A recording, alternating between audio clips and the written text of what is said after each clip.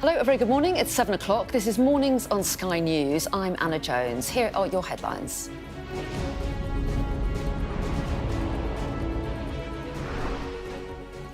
How joy turned to terror as fire spread in a bar at a Swiss ski resort. Here in Switzerland, officials are continuing work to try to identify those killed and injured in the fire.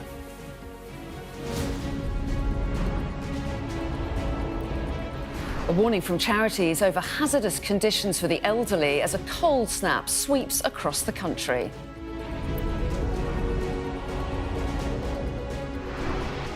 And the government seeks to recruit thousands of new magistrates to attempt to tackle the court's backlog. Plus, we'll see what's making the headlines in today's newspapers. And defending champion Luke Littler is through to the World Darts Championship final.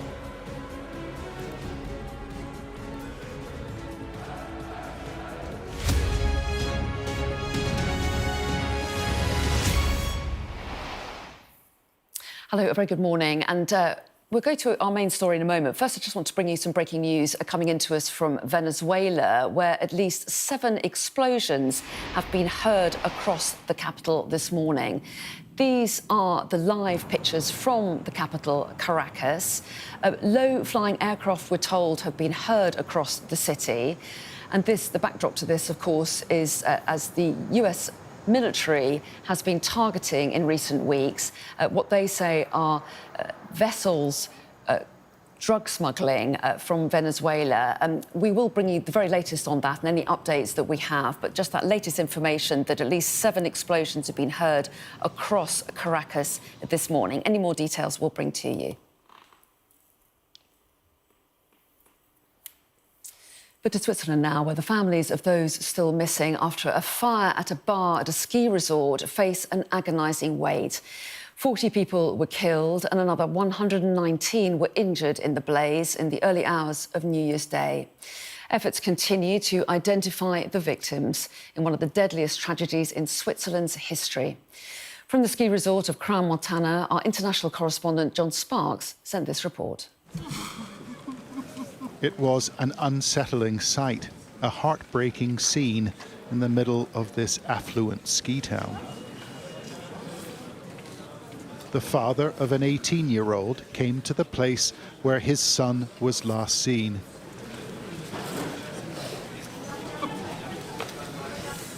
Although the Constellation bar had been wrapped up in plastic. The police had said little. His boy presumed dead. It was more than he could bear.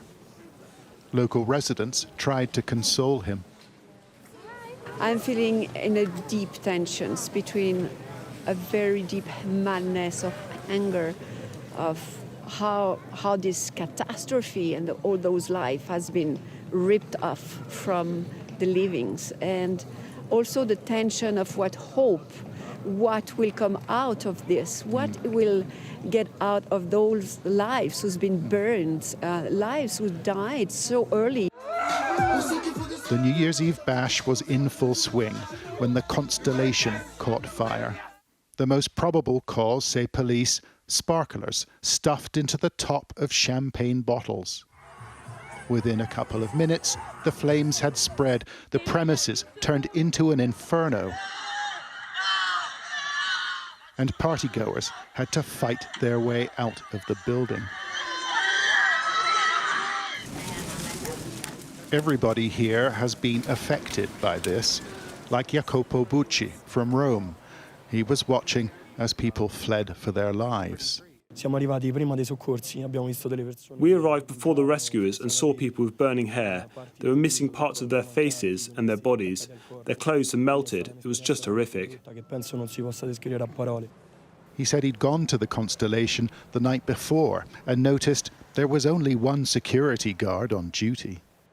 I'm not an expert, but that's less security than you'd find in Italian bars. I don't think I saw any fire extinguishers.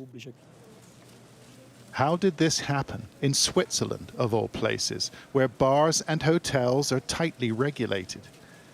With 40 or more dead and well over 100 injured, the authorities are under pressure to provide an explanation.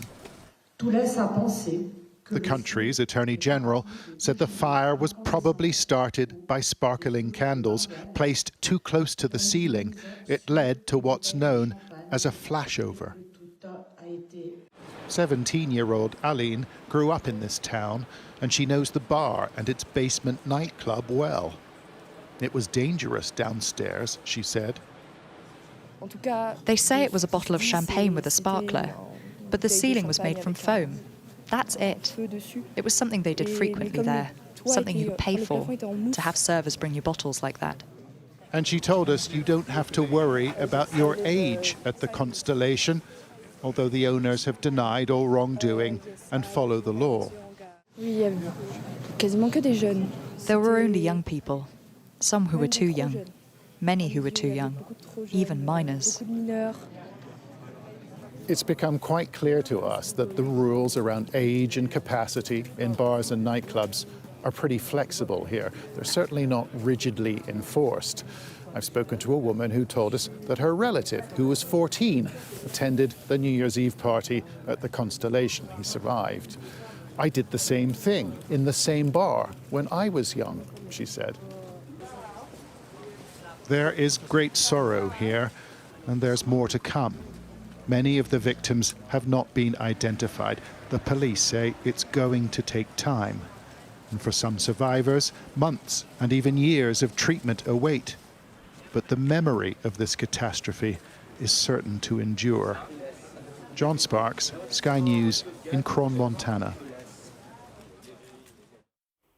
Well, let's speak now to Rob Harris, who's in Cron, Montana for us now. Morning to you, Rob. And, of course, the agonising wait for news of their loved ones continues for many families there. Yes, you don't have to go far here in Cron, Montana to encounter someone who's waiting for news of a loved one. There are still so many holidaymakers here, as well as locals, who had people they knew in the bar on the street down there on New Year's Eve. And all around here, you see people still arriving here at this makeshift memorial with flowers. Just look around now, the growing number of candles that are here. People desperate for news of loved ones, people already fearing they have lost loved ones, even though we only have one identified victim so far. And the collection of flowers is growing too. It's perhaps a place of solace for people who are still trying to comprehend the tragedy that struck this resort in the early hours of New Year's Day. And we're hearing from officials that they're still trying to identify those bodies that were so badly burned when the inferno engulfed the bar. And there's a lot of attention on the investigation into what sparked the inferno. The officials do believe that the sparklers on top of champagne bottles did get too close to the ceiling and ultimately ignited the blaze. We're already hearing from some bars in France, for instance, that are now clamping down on the use of such sparklers and things that could set fire to parts of the bar. Also, the bar owner has been speaking to local media, saying that there were checks 3 times in the last 10 years. There will now be a focus on what was the intensity of those security and safety checks here at the Constellation bar. Also, were there enough exits? It seemed that it was one stairway that people had to try to flee through as fire engulfed the bar, some smashing their way out through windows. A suggestion they didn't necessarily in the moment spot there was another exit which has been claimed was there. But for now, this is a resort still grieving, still searching for answers. 40 people killed, more than 110 missing, and there are still stories you hear of people who don't know where their friends are, where their family members are, but they still try to use DNA evidence, dental records to try to identify those who are still, in some cases, they hope receiving treatment, in others still trying to identify the dead here. Indeed. Well, Rob, I know you'll keep us up to date with any developments from there as those investigations continue. For the moment, thanks very much indeed. Well, there are still dozens of victims who are yet to be publicly identified, but details are beginning to emerge about some of those caught up in the tragedy. Emily Pralong is one of those missing. We don't know her age or nationality, but a picture has been posted on Facebook wondering where she is. Charlotte Nidam, a former pupil of a school in Hertfordshire, is also amongst the missing. Her nationality is unclear. The family of 16-year-old Arthur Brodard from Lausanne in Switzerland is searching for him. His mother has been near the site of the fire, searching for information. And 15-year-old Alice Kalergis is also thought to be missing. She's said to hold Greek and Swiss citizenship. Well, the first of those known to have died has been named as 17-year-old Emanuele Galappini from Italy. He was a promising young golfer who the Italian Golf Federation has remembered as a young athlete who embodied passion and authentic values. Now here, while the snow has provided some fun over the festive period, charities are also warning the freezing temperatures could become hazardous for older people. Age UK says that people who are living alone and are generally frail are at greater risk during the colder weather and have urged people to seek extra support if needed. Cold conditions will continue over the weekend across the entire country. And let's just show you the live pictures from Inverurie in north-east Scotland, where you can see a lot of snowfall has fallen already. And in fact, there is an amber warning for heavy and frequent snow showers over northern and eastern Scotland, where blizzard conditions and snowdrift may cause travel disruption and power outages. And there's also a more widespread warning for snow and ice covering Northern Ireland, West Wales and the southwest of England. And we will be speaking to Age UK's charity director at 9:30 to find out what else people can do to protect themselves in this cold weather. So do stay with us for that. Now, a recruitment drive is underway to enlist 2,000 new volunteer magistrates as the government seeks to get a grip on the court's backlog. Volunteers are expected to serve at least 13 days a year to hear cases and will receive training and mentorship in their first year. The recruitment effort comes on the heels of a series of reforms to speed up justice for victims, including controversial plans to limit jury trials. So let's find out a little bit more. I'm joined now by our correspondent, Emma Birchley. Morning to you, Emma. So tell us more. What's the plan? Well, since 2022, more than 2,000 magistrates have been recruited and trained, so they're already in place. But what's wanted now in the next financial year is a further 2,000. Now, we know about the enormous court backlog. We heard about the controversial plans to start dealing with that, didn't we, last month? For example, some criminal cases in Crown Court not actually having a jury anymore, a lone judge sitting. Part of that also would be to enable magistrates to increase the sentence that they can pass. So at the moment, the maximum is 12 months, increasing that to 18 months, possibly even 24 months. So it means that these people who would be recruited, if these changes went in, would actually be dealing with more serious cases. And what's required are people from every age and background. The idea is that it represents the community fully, with a minimum of 13 days a year volunteered. I mean, this is an unpaid role after all, so that's 1 day every 4 weeks. And what is wanted is people with great communication skills, people who can see both sides of an argument and have a real sense of fairness. The Justice Secretary, David Lammy, has called them everyday heroes. So they'd be needed for criminal cases, youth courts, civil cases. 5 million civil cases are dealt with in the Magistrates' Court every year. And the vast majority of criminal cases, actually 95%, end up being dealt with in Magistrates' Court. And pretty much every criminal case starts there. So you can see why it is so important that there are enough people to sit, and they do get support from legal advisors. Now, the Magistrates Association has described this as a big vote of confidence for magistrates, but they said it'll only work if there are more well-trained legal advisors, and actually if the crumbling buildings that they sit in are actually improved as well. So, you know, the demands are coming from everywhere, but this is another move to try and increase the capacity, really, of the Magistrates' Court, which is where everything pretty much starts. Yeah, really interesting, and really interesting to see what the response is, given that these are volunteers that come forward.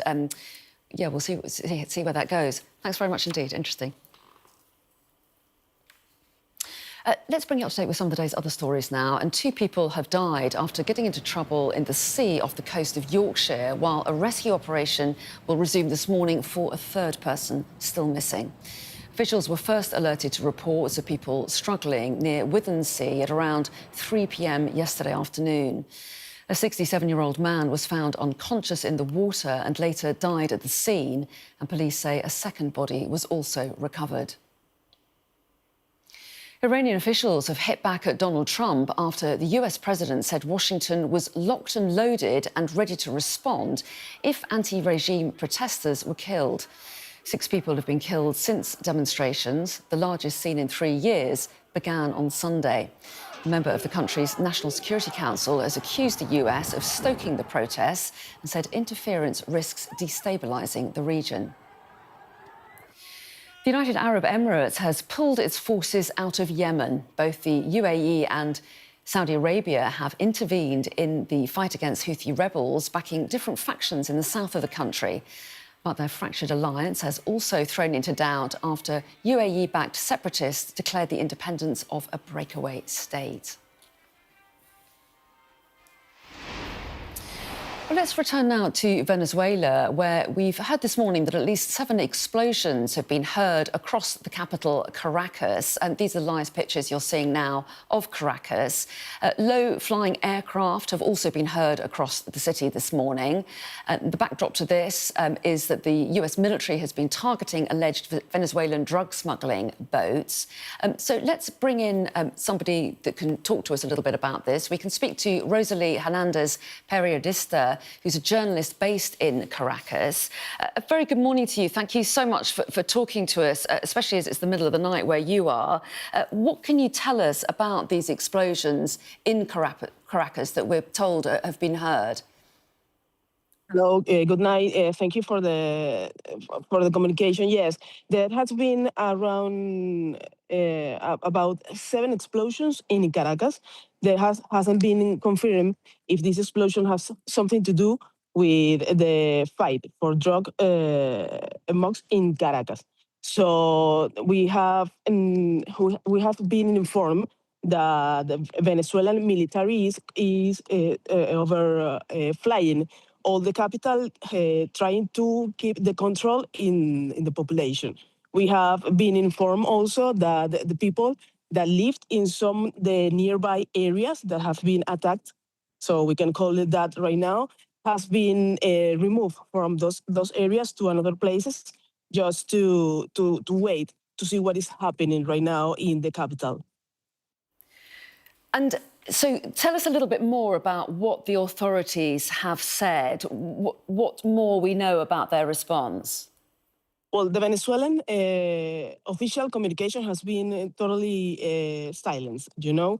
Right now, they haven't had, since the last attack from the United States in the coast of Venezuela, they haven't made any official communication of what is happening right now in that matter, you know. So right now, they haven't been communicated also with any outlets, news outlets, or hasn't done any official report of what is happening right now in the capital. So we have to wait to see how these explosions or how these I don't know how this situation evolved during all the night. Right now is about 3 in the morning here in Caracas. So we have to wait to see, to go around all Caracas to see what is the real situation right now. You have to know that in Venezuela we are living in a total shutdown, communication shutdown. So we don't have any official sources where we can see what is really happening. So we have to wait to see if we can get any information from the people who is living around all those places that has been attacked right now in the capital. Well, yes, and do we know which particular areas appear to have been struck as appears to be the situation? We know that explosions heard, as we say. Yeah. We're told it's the south of Caracas. Do you know what's in that area? Yeah, there has been 7 strikes in Caracas, the Miraflores. That's a really important point in the capital because there's where allegedly live Nicolas Maduro. There have been attacks in the coast in La Guaira. There's where the airport and the most important income. I don't know. There's one of the most important places to get to Caracas. There has been strikes in the La Carlota. La Carlota is a place where the military do all the exercises, all the exercises. So we haven't been confirmed yet where all the other places, all the strikes have been take place. So we have to wait to see what all the official reports communicates about what other places has been a strike right now. And it's been evident that Donald Trump has been putting pressure on President Nicolas Maduro, saying that he wants him to flee the country. What has the reaction been there in Venezuela to this pressure from Donald Trump and the attacks by US authorities on vessels that they say are drug smuggling? Yeah, there has been a very confused situation because not in the White House or Venezuelan has been have done any official communication of what is happening. A few days ago, there have been an attack, allegedly an attack in one of the most important regions of petroleum industry in El Zulia, but not even the government in Venezuela or the United States has been have shown any proof of what happened there. So right now, maybe we are going to live the same situation. We have to look very carefully what is happening right now. A few minutes ago, one of the men of the White House write a tweet where said, Diosdado, we are coming for you. So maybe they know what they are doing, but we will know very soon in the morning what is really happening.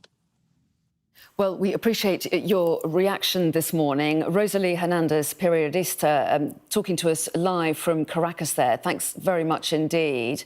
And let's just show you some of the pictures that we've got in from Caracas. As we were saying, reports of 7 explosions. There are some of the pictures that have come in following those explosions.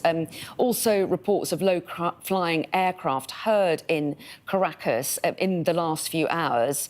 As we were hearing from our guest there, it's about 3 a.m., 20 past 3 in the morning there in Caracas. So no official word, as she was telling us, from authorities there in the city. But let's talk to our correspondent, Stuart Ramsey, who has recently been in Venezuela. Stuart, morning to you. Tell us what you're hearing about these explosions and reports of low-flying aircraft in the capital of Venezuela. Yes, I mean, I'm talking to people over there, speaking to Rosalie. It's confusing, isn't it, at the moment? And I think this is always likely to be the case.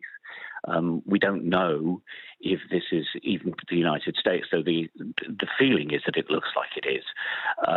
But my understanding from people is that there are a number of areas that have been hit in and around Caracas.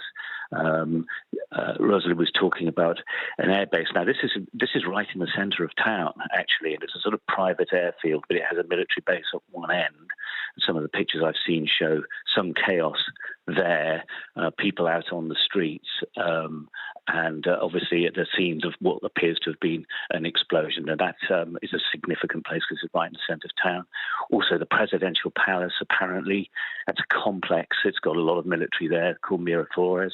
But we're still waiting for any official confirmation that this is perhaps the start of something bigger, or whether it's just attacks by the Americans, or it's not. We really don't know because this information isn't coming out, but it's certainly causing a lot of panic in Caracas. I was called earlier on by family friends who are out there. They're all on their balconies taking pictures. So we've seen quite a lot of video coming through. You can hear aircraft, some sound like helicopters in the sky, but we don't know if that's the case or if they are, which helicopters they are, because obviously Venezuelan military have their own helicopters. They could have been moving them. So confusing, and we will have to wait to see sort of as more information perhaps starts coming through, official information, because we're not getting anything from the Venezuelans at all as yet, and that's been the case from the government and its spokespeople for a while now, where they weren't talking at all. We were there for quite a few weeks and failed to actually get to speak to them because they just stopped talking completely. So I think a lot of people are going to be very scared there. What's really been interesting for me, having spent quite a lot of time there, was how many people in Caracas didn't think anything was going to happen, and that Maduro was not going to be removed, which is obviously something that President Trump has been calling for. But outside of Caracas, people were very worried about what was happening. The strikes on so-called smuggler boats, but also this sort of embargo of oil tankers, which would have a massive effect on the economy, which is already in trouble. So outside of Caracas, there was massive concern about what was happening, but inside the capital, it was actually pretty much quieter than I remembered it ever being. No demonstrations on the streets, people just sort of, if you like, trying to survive in the dire economic situation they find themselves in. Now, obviously, that might all be changing, but we know, as I said, the Trump administration has been putting pressure on President Maduro to stand down, to hand over power, and he's resisted all calls from that. He's had messages of support from Russia and China and other countries as well, Iran, but the Americans have said that they were going to ramp up the pressure, but we just don't know whether this is actually the start of that into a new phase of the pressure.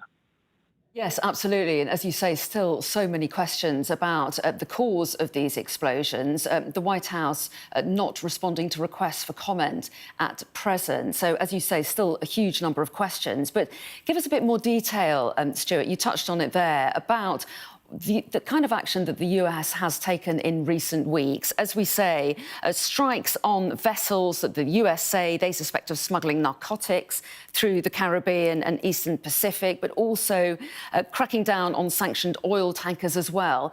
Give us a sense of the context around this for us. This all started some months ago. Well, actually, really, it goes back to the first time that his first term of office with President Trump, who started saying that Maduro should be not in power, that he was head of a drug cartel, that they rigged elections, and that he shouldn't be there. That was then. That has now ramped up a lot in the last few months. A third of the American Navy is now in the Caribbean Sea. And ostensibly, this was about stopping the movement of drugs from Venezuela towards the United States. Now, there's lots of people who would say that actually that isn't really the case. Venezuela is not a producer of drugs, but it does export them, if you like, from Colombia, come through. But a lot of the drugs that go through Venezuela actually are heading to Europe, not to the United States. However, President Trump and his administration has said that Maduro is effectively a narco trafficker. They deemed his government as narco terrorists, is how they described them. But then it suddenly became more obvious that this wasn't just about drugs. As we said, we know that they hit quite a few boats, fast boats, which they said were smuggling drugs. But then it moved much more towards oil, the interdiction of tankers carrying Venezuelan oil, one of which has been held now in the United States. President Trump said, as far as he's concerned, the oil is now belongs to the United States, and he's gone further and saying that effectively there is now an embargo on all oil coming out of Venezuela. And so it's been rising the temperature throughout. So it's gone, it seems, to most analysts, has gone from just being about drugs. It's now moved on to oil. It has the largest known reserves of oil in the world, and it's about regime change. And it seems that his position on that, President Trump, hasn't changed, and he's left this huge armada in the Caribbean to continue to put pressure on Maduro, and has been talking about attacks on land for some time. and they're saying it was being imminent. He's been saying it's imminent for weeks now. But maybe this is the start of that. We just don't know. But that's the sort of background to this. That it's, as I say, all started with drugs, slowly developed into oil, and in the background was always this pressure for regime change, or at least Maduro to stand down. There has been discussion between Maduro and President Trump. Much of the details, there is not much detail about what was said. Certainly the rumours in Caracas was that Maduro was attempting to broker some type of deal to leave with some of his senior people, but that was rejected. But again, there's no actual detail on the conversations that took place.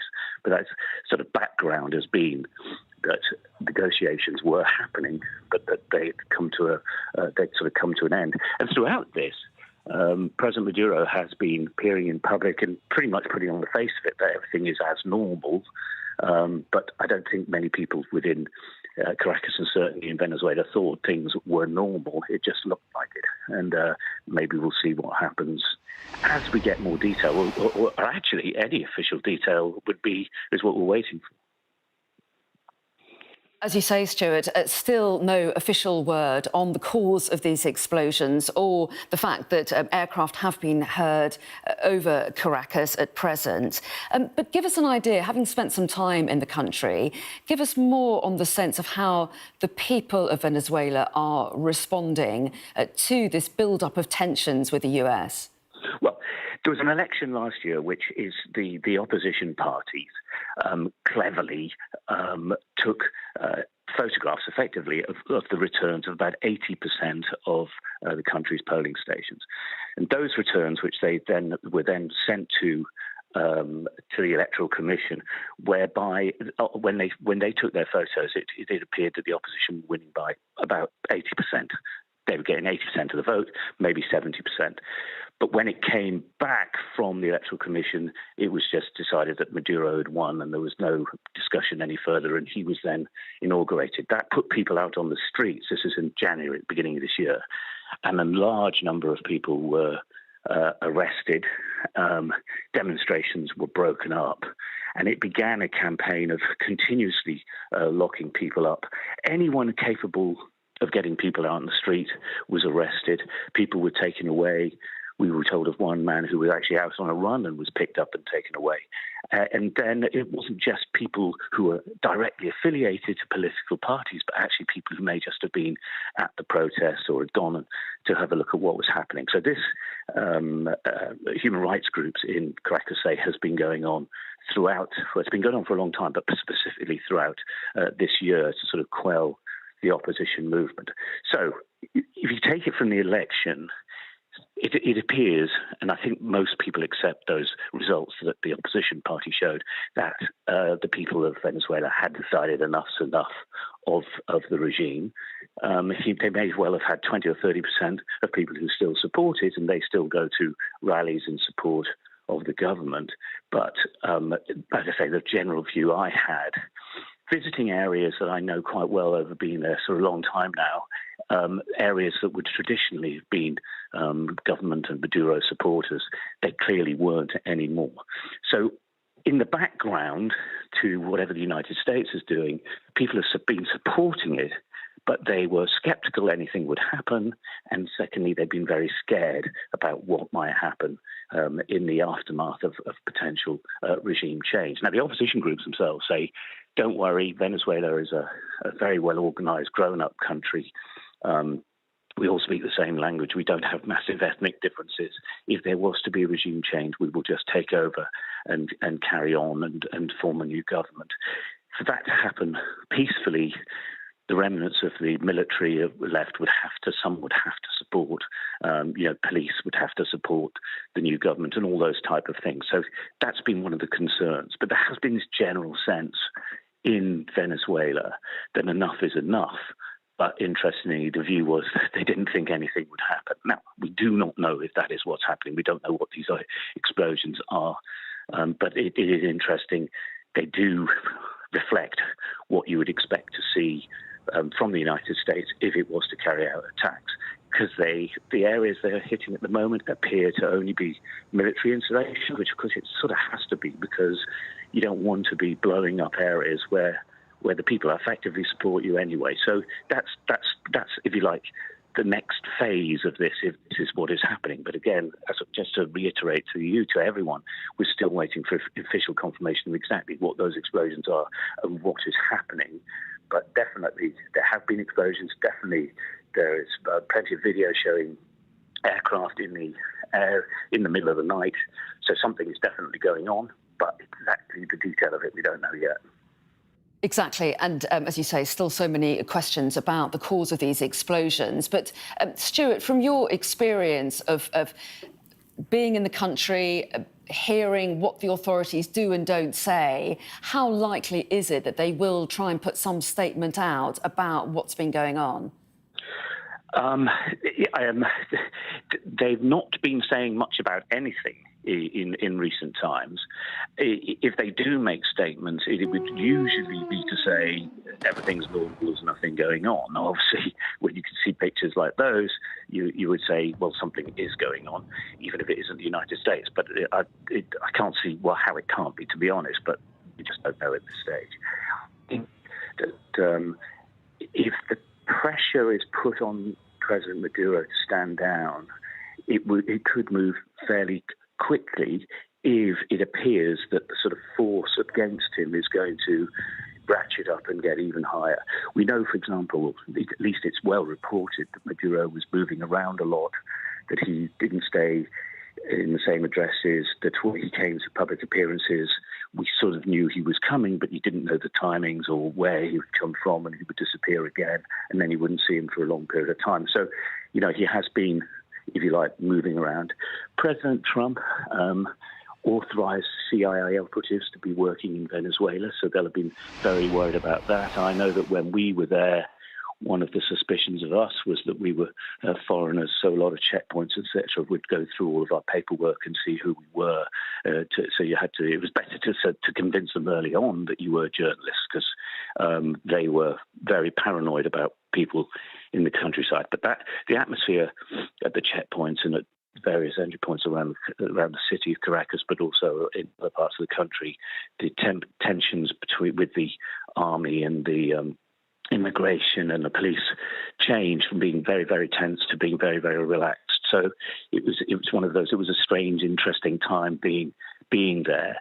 As I say, most of the population, certainly in Caracas, did not believe that there was about to be regime change or that anything would happen, even if they wanted it. But as I say, outside, that was different. Most people thought something might happen. So really, we're waiting to hear. Perhaps the Venezuelan authorities will make a statement. I think what is interesting, they've been saying for weeks that they've militarily prepared and that they will stand up to any type of attack on the country, and that what are called colectivos, which are sort of militia groups supportive of the original Chavez revolution, had arms and would be on extra training. So a lot of those type of things have been said. But I think there was a general view that if a conflict was to develop with the United States, the Venezuelan military just wouldn't stand a chance. They'd be outnumbered or outgunned and haven't been involved in any type of war at all. So that would be pretty much the end of the Venezuelan military if they would try to stand up to the United States. But we don't know if that is what's happening, and whether, even if this is happening and it is the United States, whether they intend to extend their operations. The view has always been from military experts that there weren't enough soldiers, near to Venezuela to invade, but they certainly can carry out missile attacks at will and with a huge array of firepower. It's just whether that has any effect on the Maduro government. That's what we don't know. One has to assume it probably would, but we'll have to wait to see whether he comes out and says anything, but it's likely to be slightly defiant, at least at the start. So, Stuart, I'm just going to come in, actually, because the Reuters news agency has just put out a report quoting what they say is a government statement saying Venezuela rejects, and in inverted commas, military aggression by the United States. That's just a one line coming out from Reuters saying that a government statement is saying that Venezuela rejects military aggression by the United States. And I understand there's more. The Venezuelan government goes on, according to Reuters, to say attacks took place in Caracas and Miranda, Aragua and La Garita states. A quick thought on that, if you will, Stuart. Right, well, in a way, so the government, Venezuelan government, have actually been putting out statements condemning the American action, particularly in the Caribbean, both against the drug boats, but also against the oil tankers. The government has always said that this is about oil, and they accused they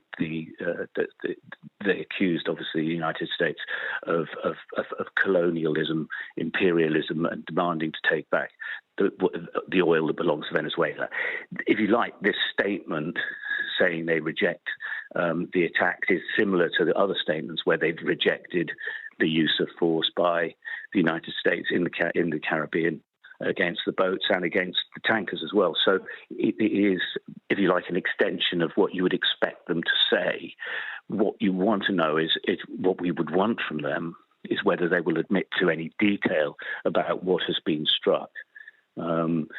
President Trump announced in a podcast, if I recall, that an area of the country had already been hit, and it was an area where drugs shipments came from.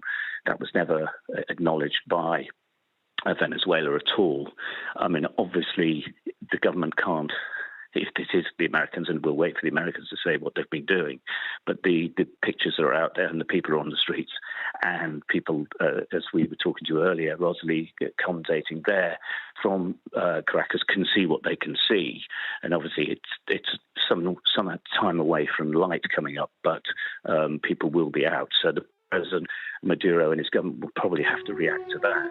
But I think they will condemn it and then probably look for support from its allies like China, Russia, Iran, to sort of say, perhaps call for the Security Council, all of the usual things you would expect them to do.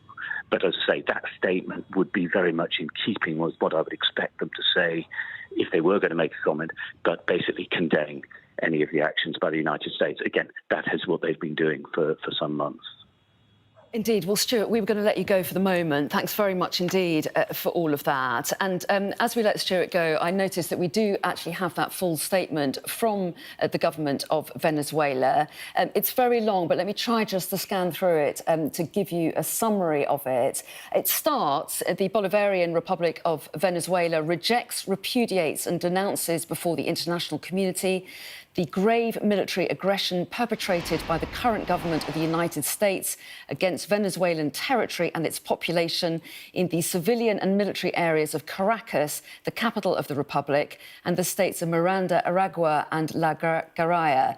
It goes on, this statement, to say this act constitutes a flagrant violation of the Charter of the United Nations, especially Articles 1 and 2, which enshrine respect for sovereignty, the legal equality of states and the prohibition of the use of force.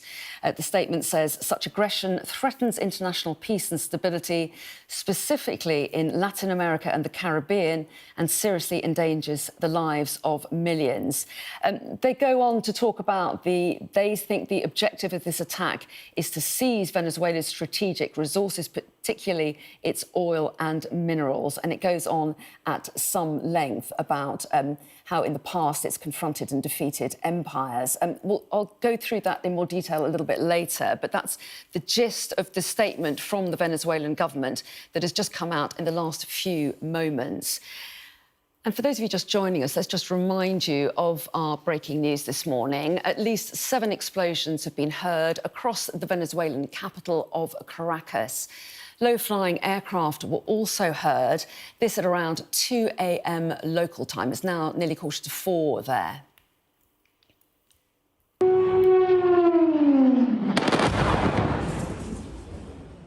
So here's some of the footage now that has come into us, which appears to show the moment of some of those explosions, with smoke plumes rising across the city. This comes as the US military has been targeting alleged Venezuelan drug smuggling boats. The American news outlet CBS is reporting that the Trump administration officials are aware of the explosions, but there is no official response from the White House or from the Pentagon. So the Venezuelan government is saying that the attacks took place in Caracas, Miranda, Aragua and La Guaira. And let's just show you some of the live pictures now of the Venezuelan capital, Caracas, at the moment. And as you can see, it looks like a peaceful scene there right now. But I'm just being told that the Venezuelan President Maduro has declared a national emergency. That, according to the Reuters news agency, quoting the Venezuelan government. So in the last few moments, a statement put out by the Venezuelan government, and the President Maduro has declared a national emergency. Well, let's get some more analysis of what we're hearing and seeing. We can bring in our security and defence analyst, Professor Michael Clark, now.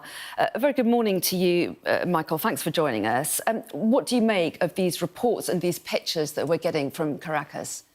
Well, Anna, we've been waiting for it. It was clear in the run-up to Christmas that something was likely to happen, because the force that the United States has had in the Caribbean, this big naval force of assault landing ship, the Iwo Jima, the Gerald R. Ford, the biggest aircraft carrier in the world, 2 cruisers, 2 destroyers, a submarine, troop ships.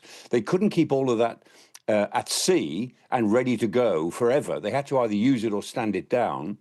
And there's a big air presence been put into Puerto Rico. The Americans have got an air base called Roosevelt Roads, commonly known as Rusi Roads, in Puerto Rico, and they've got F-35s operating from there. They've had even some of the B-52 bombers have overflown Venezuela a little while ago. And they've got the 22nd Marine Expeditionary Unit available, which is a group of about 10,000 or 3 to 10,000 Marines who could be put together for a land operation. So this force was never going to be sort of held at readiness and then just stood down without something happening, and we were waiting for something to happen. Now, I think as Stuart said, President Trump said a couple of weeks ago, just before Christmas, that an air attack had taken place on a port facility, but he didn't report any more than that, and there were no real reports coming out of Venezuela. But this is a pretty confirmed report. As you said, 4 places, Caracas, Miranda, Aragua and Nagaria, all of whom the Venezuelans are saying have been hit, and that's certainly logical. I've seen a couple of reports in the last 4 or 5 minutes that the international airport in Caracas may have been one of the targets. That's unconfirmed. That's just something that's coming up on social media. So I think we'll get a lot more in the next hour as to what these targets really are. What the purpose behind them is harder to determine. The fact that Trump was likely to launch some form of military action, I think, was 90% certain from before Christmas. But what he's trying to achieve here is not entirely clear. I mean, I think there's 2 big strategic motives behind all this. One is to attack the boats, and over 30 boats have now been attacked. Over 100 people have been killed without any evidence that they are who the Americans say they are, but that's what they've done. And what they're trying to do is send a message to all of the drug dealers in the whole region, not just in Venezuela, which mainly traffics drugs from Colombia. It doesn't produce all that many itself, but it traffics them for sure. But to send a message to all of the drug dealers that this is not a good time to be setting off on boats to come to the United States or anywhere else for that matter. So there's a general deterrent message there. But the other message is to the Maduro government that your time is up and that you've got to leave government now. And Maduro had offered, as it were, some tough terms. He might have stood down on terms that the Americans found unacceptable. That goes back a couple of months. And so he's been sitting tight, obviously deciding that the Americans won't dare to land troops in Venezuela because that would be very, very unpopular in the United States. So what are they trying to do by launching some sort of bombing campaign to create a sense of crisis, maybe to bring the opposition out onto the streets? And Maria Machado, the leader of the opposition, who won the Nobel Peace Prize, remember, about a month ago, I mean, she wrote a very interesting article in The Economist about 3 weeks ago now, saying that, the opposition hasn't been lying low slow. I mean, we are being arrested, but we are planning. We have an organization that is ready to take over government, and you don't see it, but it's there. Now, whether that's true or not, we don't know. But she was making it pretty clear that the opposition are in a position throughout the country to take over. But that will be easier said than done, because Maduro, he's got an army of 100,000 troops. None of them will die for him. But a lot of them have got a big stake in the drug trafficking that goes on in Venezuela. And he's got a paramilitary force twice that size, about 220,000 paramilitaries. So he's probably got a force of maybe 10 or 20,000 very loyal troops and paramilitaries who won't die for him, but they will certainly try to preserve their position, and they won't easily give up power because the Americans are bombing a few sites. Yeah, and as we were just saying in the last few minutes, the Venezuelan government clearly pinning the blame on the United States here. They're calling it military aggression by the Trump administration. But we have had no confirmation, no word from America for this. So it's still not confirmed the source of these strikes.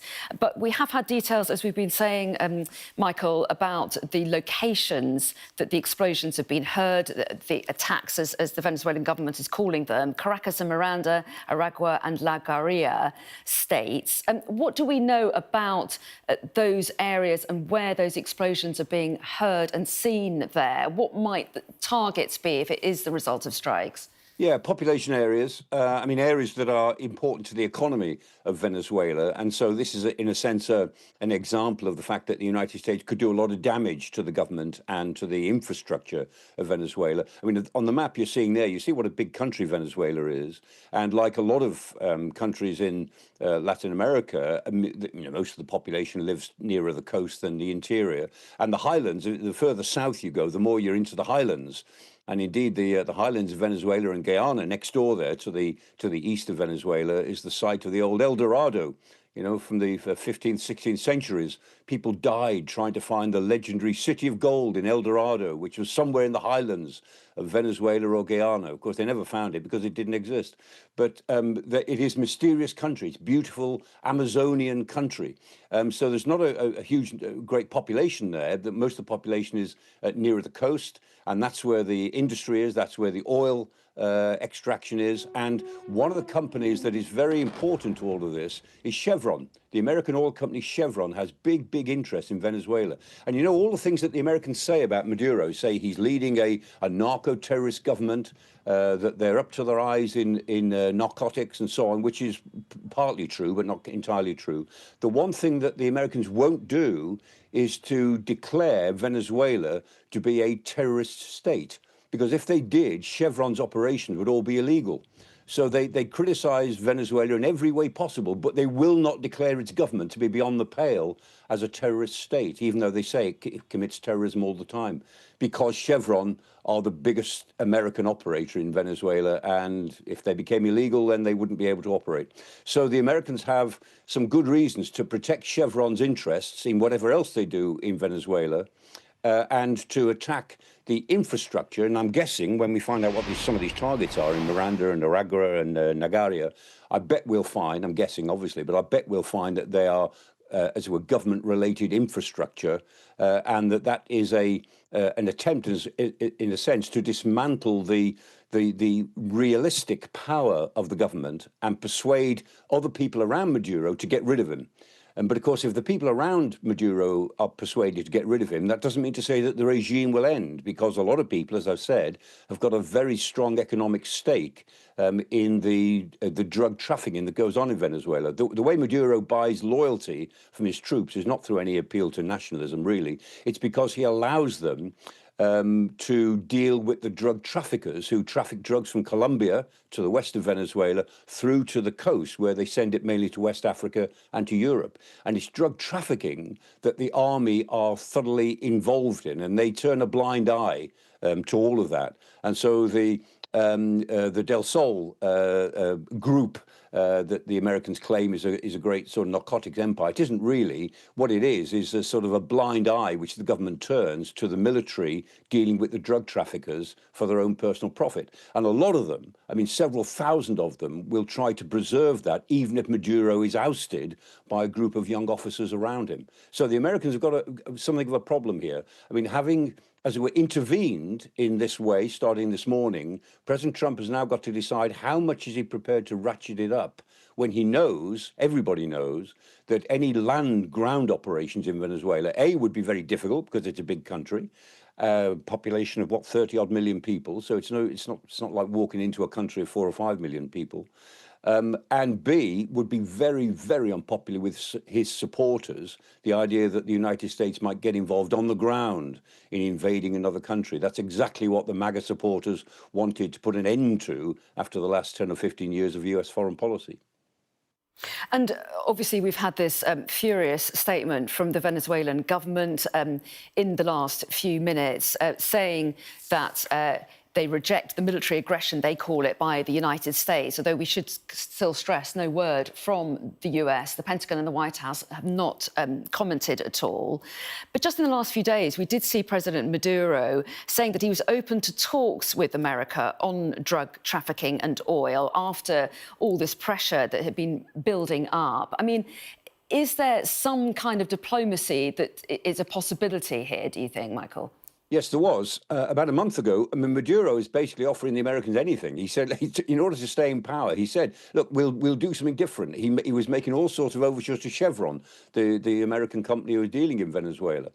He was saying that, we will clamp down on trafficking. We will clamp down on this, that, and the other. We'll do extra deals with infrastructure. We'll get American companies in. We'll open to investment. He was prepared to offer the Americans more or less anything. And there was a sense about a month ago, 6 weeks ago, that the Americans might find that acceptable and that President Trump would therefore be able to say, look, I've changed the nature of the relationship with Venezuela by bringing military pressure to bear. But then the Americans backed off from all of that. They said, no, we're not interested, because I think Trump decided that somehow he had to see this through, both against drug traffickers, and that's a longer-term issue, and against Maduro, which is a short-term issue. And remember, too, that Marco Rubio, the Secretary of State, he is the son of Cuban exiles in Florida. He is vehemently, I mean, not just anti-Cuba, but anti-Maduro and anti-Venezuela. And Marco Rubio was crafting a lot of the diplomacy behind this policy. I mean, President Trump has gone along with an aggressive Pentagon policy, aggressive military policy, which is crafted by Pete Hegseth, who is inherently aggressive in the way he thinks the American military should be used. And the diplomacy was being crafted by Rubio.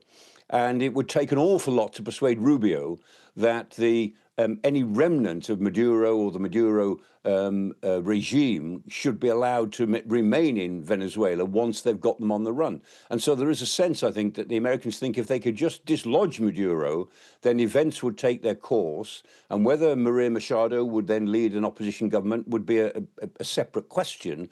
But that Venezuela would be, as we're released from this particular left-wing ultra-dictatorship, which Maduro was put it into following Victor Chavez before him. And just as you were speaking there, there has been some breaking news coming into us from Associated Press saying that the Federal Aviation Administration, America's Federal Aviation Administration, has banned US commercial flights in Venezuela airspace over what they are describing as ongoing military activity ahead of explosions in Caracas. What do you make of that, Michael? Yeah, logical. I mean, the FAA were always, I mean, this proves that there's an air campaign going on. The FAA is saying, well, don't go there. I mean, get all civilian traffic out of the way. And that's what you'd expect them to say. But again, because the FAA is a government organization, the fact that the Pentagon and the White House have not commented yet is interesting in itself, I suppose. But the FAA can see what's going on, and their job is to look after civilian airspace. So they said, yep, there is something happening, don't go near there. So, yeah, that just adds to the certainty that we can now see that as of today, this operation has gone into high military gear. And what do you make of the fact that we've not had any word from the Pentagon and the White House? They must have endless requests for comment coming towards them, given the circumstances building up to these reports of explosions and the Venezuelan government's accusations towards the Trump administration. What do you make about the fact that we have had no comment? Yeah, I mean, they always have lots of things lined up. If they're taking action, they've got all their statements lined up in advance, and they know what they're going to tell the press once the phone starts ringing. The fact that they're not commenting would indicate to me that there's more to come. That there's probably another wave of attacks likely, because they were obviously waiting until they can say this is what we have done. And what we've seen so far, and it's what is it now, 4 hours? So it's 4 o'clock in the morning in Venezuela. Is that right? Yeah, 4 o'clock in the morning there. So maybe there's more to come between 4 o'clock and 6 o'clock that they then will comment on. So again, I'm guessing, but I mean, if they are holding back on statements, it probably means that the first phase, as they see it, is probably still in play, still underway. OK, well, Michael, we appreciate you talking us through what we know so far. We will be rejoining you a little bit later on to get more on these developments about these explosions that have been heard over Venezuela's capital, Caracas, and the government there accusing the United States of attacking what they say are civilian and military installations in multiple states. No word, as we were just saying there, from either the Pentagon or the White House, but we're keeping a very close eye on this story for you this morning. So it's 8 o'clock. A very good morning to you if you're just joining us. Let's bring you up to speed with our breaking news here this morning. The Venezuelan government has declared a state of emergency and has accused the United States of carrying out what they say is military aggression after 7 explosions were heard across the capital city of Caracas.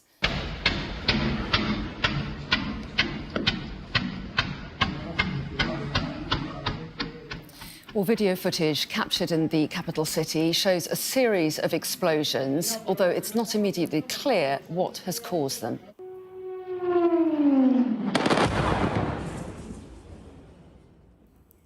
Well, sirens can be heard across the city with plumes of smoke rising into the sky. The American news outlet CBS has reported that the Trump administration officials are aware of the explosions, but there's been no official response from the White House or from the Pentagon. Well, the Venezuelan government says the attacks took place in Caracas, Miranda, Aragua and La Guaira. In a statement, the Venezuelan government said the Bolivarian Republic of Venezuela rejects, repudiates and denounces before the international community the grave military aggression perpetrated by the current government of the United States of America. The objective of this attack is none other than to seize Venezuela's strategic resources, particularly its oil and minerals, attempting to forcibly break the nation's political independence. They will not succeed. So let's just show you the live pictures that are coming into us from Caracas, the Venezuelan capital, for you now. And as you can see, it's a calm scene there now. So we can talk now, actually, to David Blevins, who's our US correspondent, who joins us now from Washington. David, a very good morning to you. I know it's the early hours of the morning for you where you are. I wonder what you can tell us about the Trump's administration's response to the Venezuelan government accusing them of military aggression in the aftermath of these explosions in Caracas.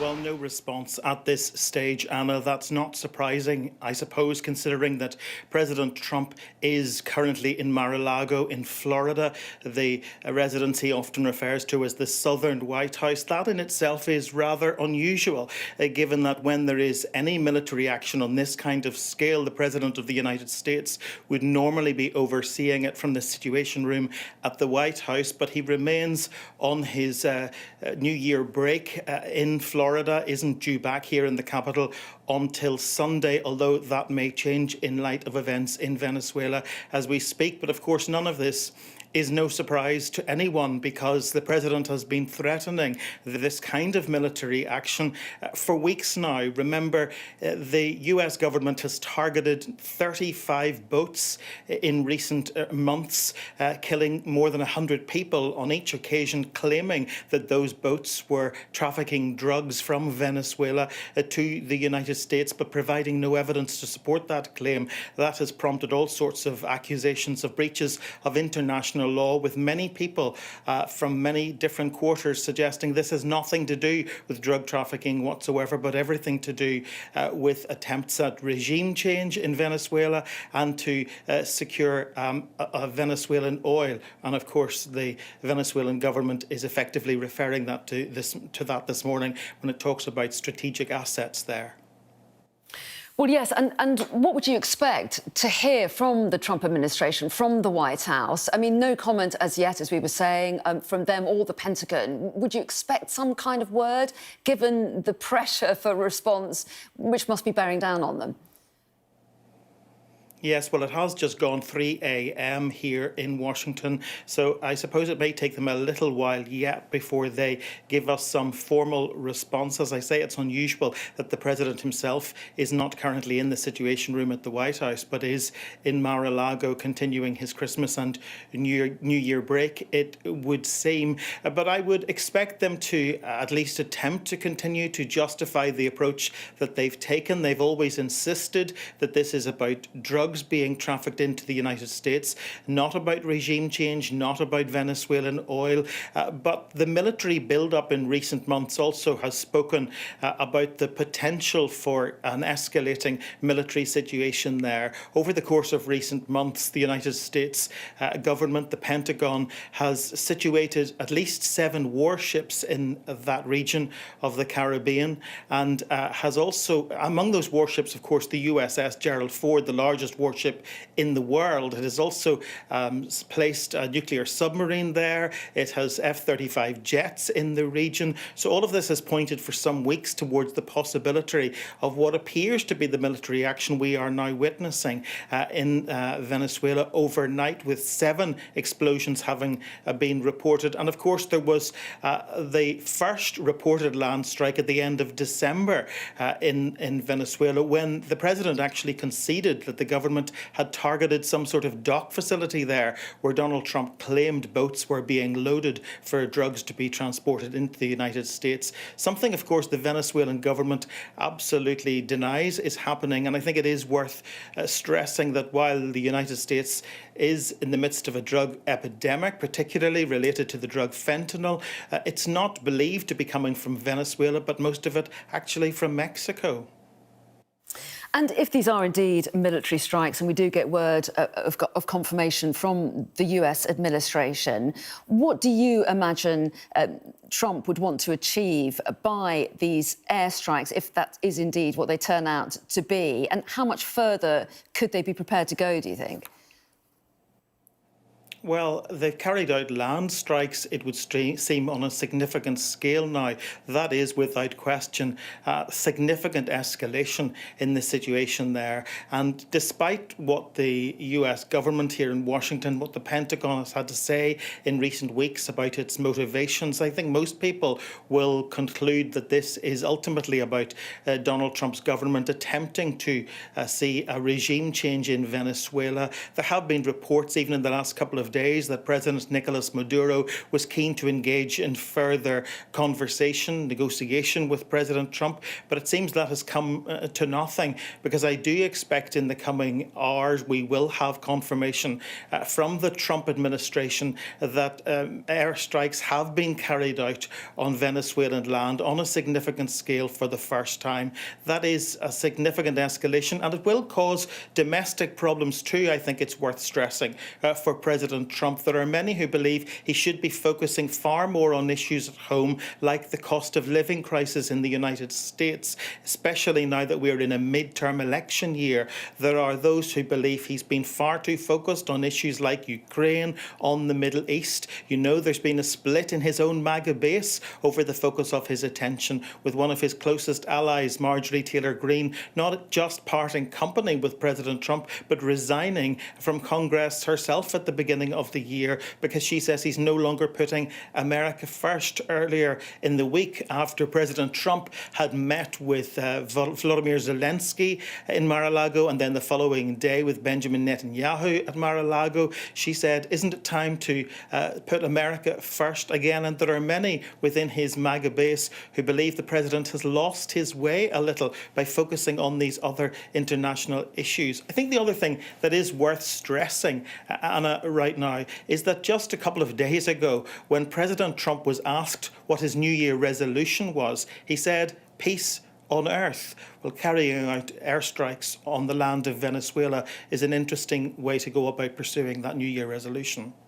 Well, that's right. And when you talk about sort of domestic reaction, airstrikes are one thing, troops on the ground would be a whole other thing. I mean, that's why I'd be curious to know what could be considered by the Trump administration, how far they could go.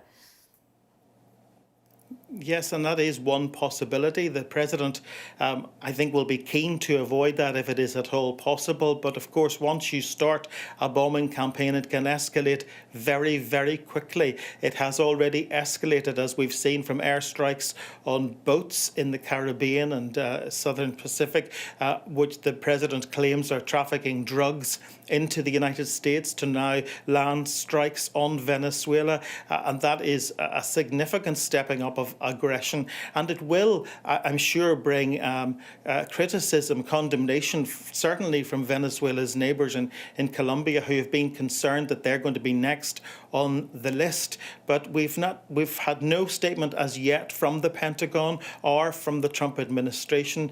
As I say, it's just after 4 o'clock in the morning here. The president is currently in Mar-a-Lago. So I think we're going to have to wait some time before we have some comments from them. But I've no doubt he will continue to insist that this is about an attempt to stop drugs coming into the United States, not about regime change, not about Venezuelans' assets, particularly in terms of its oil reserves. Indeed. Well, we'll wait and watch to see what statements do come out of the White House or the Pentagon. But David Blevins, thank you so much for that. For now, no doubt we'll check in with you again a little bit later. Let me just tell you a little bit about what we spoke to earlier about with our chief correspondent, Stuart Ramsey. This was his reaction. He spent a lot of time, our special correspondent, in Venezuela in the last few weeks. This is what he said about these explosions being heard over the capital. It's confusing, isn't it, at the moment? And I think this is always likely to be the case. We don't know if this is even the United States, though the feeling is that it looks like it is.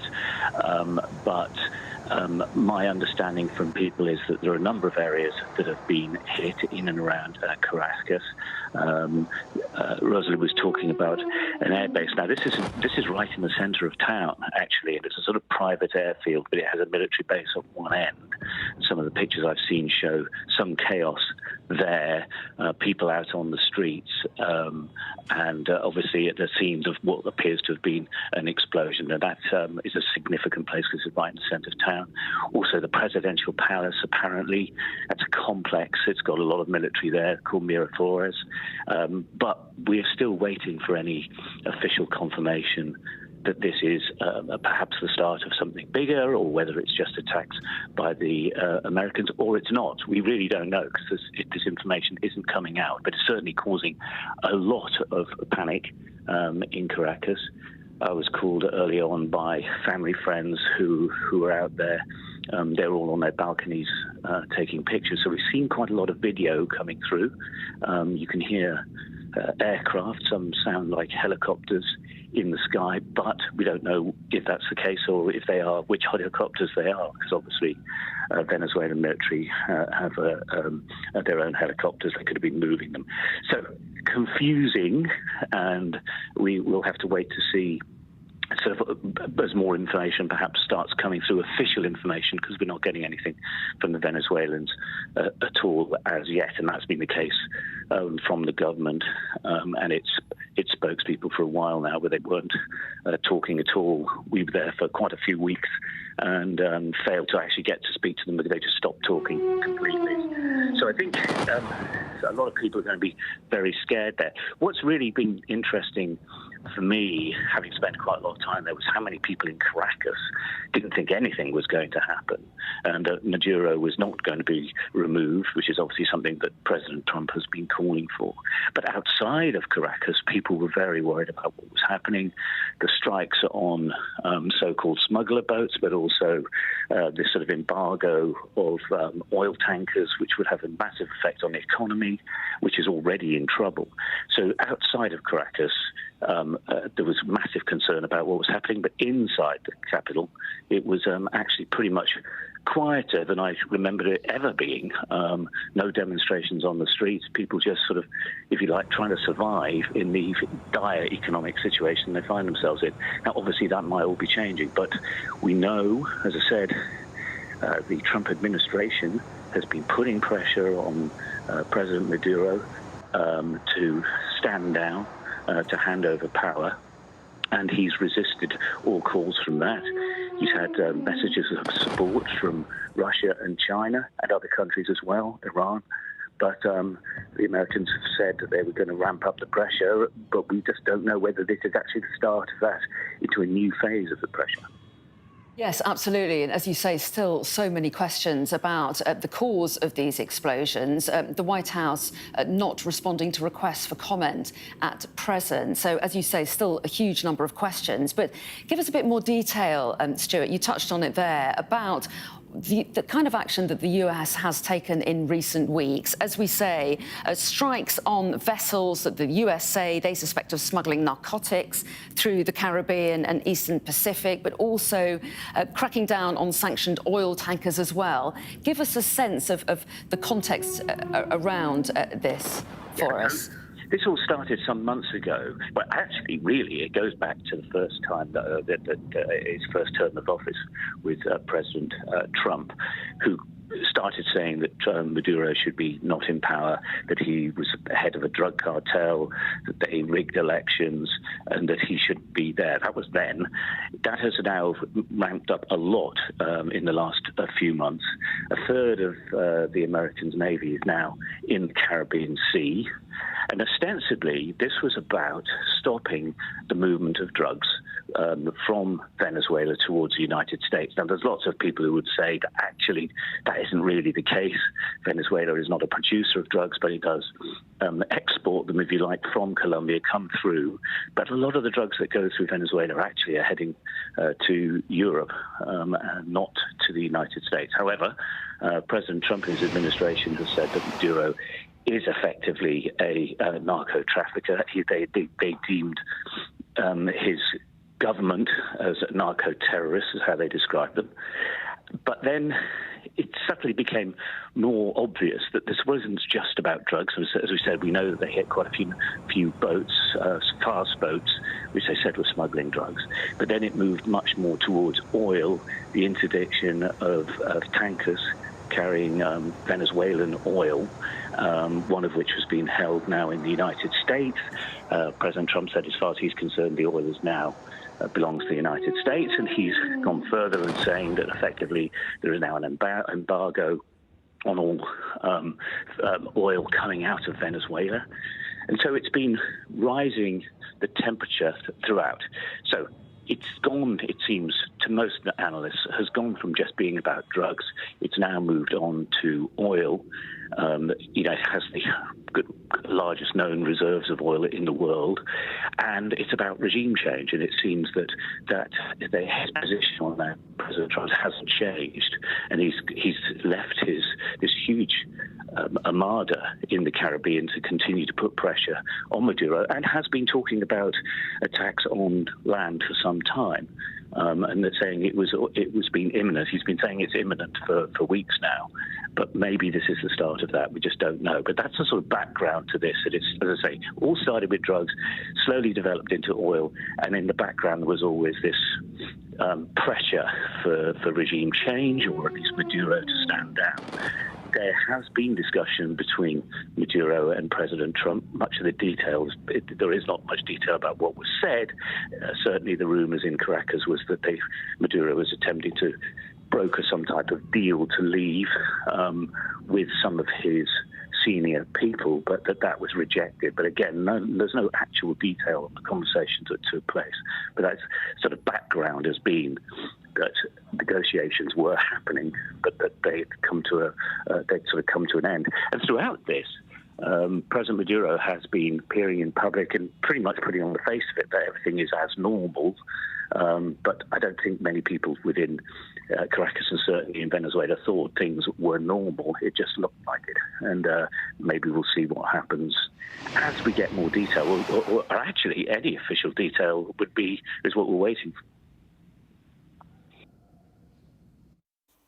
And of course, since then, we have had a statement from the Venezuelan government blaming the United States. Well, a short time ago, before that came in, I spoke to journalist Rosalie Hernandez, who's in Caracas. There has been around about 7 explosions in Caracas. There hasn't been confirmed if this explosion has something to do with the fight for drug amongst in Caracas. So we have been informed that the Venezuelan military is flying all the capital, trying to keep the control in the population. We have been informed also that the people that lived in the nearby areas that have been attacked, so we can call it that right now, has been removed from those areas to another places, just to wait to see what is happening right now in the capital. And so tell us a little bit more about what the authorities have said, what more we know about their response. Well, the Venezuelan official communication has been totally silenced, you know. Right now, they haven't had, since the last attack from the United States in the coast of Venezuela, they haven't made any official communication of what is happening right now in that matter, you know. So right now, they haven't been communicated also with any outlets, news outlets, or hasn't done any official report of what is happening right now in the capital. So we have to wait to see how these explosions or how these I don't know how this situation evolved during all the night. Right now is about 3 in the morning here in Caracas, so we have to wait to see to go around all Caracas to see what is the real situation right now. You have to know that in Venezuela we are living in a total shutdown, communication shutdown. So we don't have any official sources where we can see what is really happening. So we have to wait to see if we can get any information from the people who is living around all those places that has been attacked right now in the capital. Well, yes, and do we know which particular areas appear to have been struck as appears to be the situation? We know that explosions heard, as we say. Yeah. We're told it's the south of Caracas. Do you know what's in that area? Yeah, there has been 7 strikes in Caracas, the Miraflores. That's a really important point in the capital because there's where allegedly live Nicolas Maduro. There have been attacks in the coast, in La Guaira. There's where the airport and the most important income. I don't know. There's one of the most important places to get to Caracas. There has been strikes in the La Carlota. La Carlota is a place where the military do all the exercises, all the air exercises. So we haven't been confirmed yet where all the other places, all the strikes have been take place. So we have to wait to see what all the official reports communicates about what other places has been a strike right now.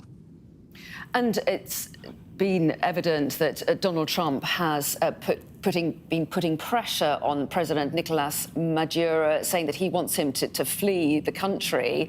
What has the reaction been there in Venezuela to this pressure from Donald Trump and the attacks by US authorities on vessels that they say are drug smuggling? Yeah, there has been a very confused situation because not in the White House or Venezuela have done any official communication of what is happening. A few days ago, there have been an attack, allegedly an attack in one of the most important regions of petroleum industry in El Zulia, but not even the government in Venezuela or the United States has been have shown any proof of what happened there. So right now, maybe we are going to live the same situation. We have to look very carefully what is happening right now. A few minutes ago, one of the men of the White House write a tweet where said, Diosdado, we are coming for you. So maybe they know what they are doing, but we will know very soon in the morning what is really happening. And just to update you that in the last few minutes, we have heard from the Venezuelan government who have declared a national emergency in Venezuela. And they've also rejected what they call military aggression by the United States, but still no word yet from the White House or the Pentagon. As you can see, our military analyst, Michael Clark, is joining us now. Michael, we have had information from the Venezuelan government, as we say, nothing from the US at present. The Venezuelan government are saying that attacks have taken place in a number of areas of the country. What can you tell us about those areas and what could be possible targets? Well, I mean, we know about Caracas, and there's been some visual evidence of that and some material on social media in the last hour that one of the targets may be the airport. I'm not sure about that. And Miranda and Aragua are mentioned, which are provinces. I mean, Miranda is the province just to the east of Caracas, or really part of it, and Nagaria. So what we know is that there's been some attacks, according to the Venezuelan government, in these provinces, but we don't know anything about targets yet. One would guess that the targets are likely to be governmental infrastructure, because when the Americans said that they went after a port facility recently, when Trump said that, although there was no real evidence of it on the ground, but he said that they attacked port facilities, and he talked about attacking narco centers. Now, narco centers are more likely to be in the interior areas of Venezuela, not really along the coast and the coastal strip. So my guess is that these attacks will have been against some infrastructure targets, which are the most hurtful to the regime itself, to Maduro himself. But undoubtedly, the Pentagon or the White House will make a statement at some point, I guess later on this morning, and give some idea of what those targets might be. And then there'll be more visual material coming through from on the ground in Venezuela. But undoubtedly, it's a reasonably extensive air attack in at least 4 locations, 4 areas, and it looks like multiple attacks possibly in each of those areas. Probably they would be missile attacks rather than attacks from aircraft, but it said that aircraft were heard, and that's entirely plausible. But remember, the Americans have got 2 guided missile cruisers as part of this big naval task force off the coast of Venezuela. So those big cruisers, including the Lake Erie, can deliver Tomahawk cruise missiles, and they're very accurate, and they're very close to their targets. So I would imagine the Americans will be able to say, come the dawn in Venezuela, that they've attacked a number of targets. They'll say successfully, and we'll get some idea as to what their thinking is as to the sort of targets that they think would make a difference to their campaign to get rid of Maduro. And Michael, in the last few moments, the Reuters news agency is saying that a US official has told them that the US is carrying out strikes inside Venezuela. We have no independent confirmation of that. We've not heard word from the White House or the Pentagon ourselves. But the Reuters news agency is saying that a US official has told them that the US is carrying out strikes inside Venezuela. If that is the case, Michael, give us a sense of context. How significant a moment would this be? Oh, it's a pretty big moment, Anna. The United States has been conducting a campaign against Venezuela for many years. After Victor Chavez, who was a sort of left-wing firebrand, who became a left-wing dictator, Maduro took over from Chavez, and Maduro has become even more sort of hardline dictator and running a very repressive state where a lot of people are arrested and a lot of arrests have taken place just in the last couple of months. So there's no question about that. The previous Trump administration, the Joe Biden administration, and now this Trump administration has set their cap against Venezuela and have tried to encourage the opposition. They've taken sanctions against Venezuela on a number of occasions and have tried to close down Venezuela's role in narcotics. So, you know, that's a long-term project. But the idea of taking really direct military action was always a step over a line. We were pretty sure that that step would be taken at some point because the United States, over the last 2 or 3 months, had been assembling this very big task force, this naval task force, along with Marine, the 22nd Marine Expeditionary Unit is in the area, along with a lot of air power that they've put into their air base, Roosevelt Roads in Puerto Rico. So they've got complete coverage on air, land and sea over Venezuela. And this task force, as it got bigger and bigger, was obviously designed to, as it were, pressurize Caracas, to really frighten them into thinking that something could happen. Now, Maduro sat tight. He was offering the United States all sorts of inducements to take the pressure off, and the US wasn't terribly interested in that. And he seems to have decided to sit tight on the assumption that the Americans will not invade because that would be very, very unpopular with Trump's base. They don't have enough troops in the area available to invade a country that's just physically big. I mean, you know, Venezuela is a big, physically big country, 30-odd million people. They're almost very unlikely to do that. And so Maduro is sitting tight, and he's likely to continue to sit tight. And the problem now for the Pentagon is, what are you going to do next? You know, if you can bomb sites and you can, as it were, draw the attention of the world to the fact that you are now bombing a state that you're not supposed to be at war with, and there is no UN resolution allowing you to do that. There is no legitimacy for it. So Maduro may say, I will sit tight and play the victim and dare the Americans to see what they can do next. And it'll be a bit of an issue for the Trump administration. What do they do unless they're just going to keep on bombing infrastructure, make themselves look like the Russians in Ukraine? Well, yes, and what are their options? I mean, how much do they hope to achieve by a series of strikes? Do you think it's inevitable that there's more to come? And how far would they be prepared to go? Well, I think it's inevitable now that the Americans have got to follow it up. Having crossed this line, which I think we were all fairly satisfied they were going to cross a line at some point, because you can't build up the force that they've built up and then just stand it down and do nothing. That would be very, very humiliating. So we always thought something would happen.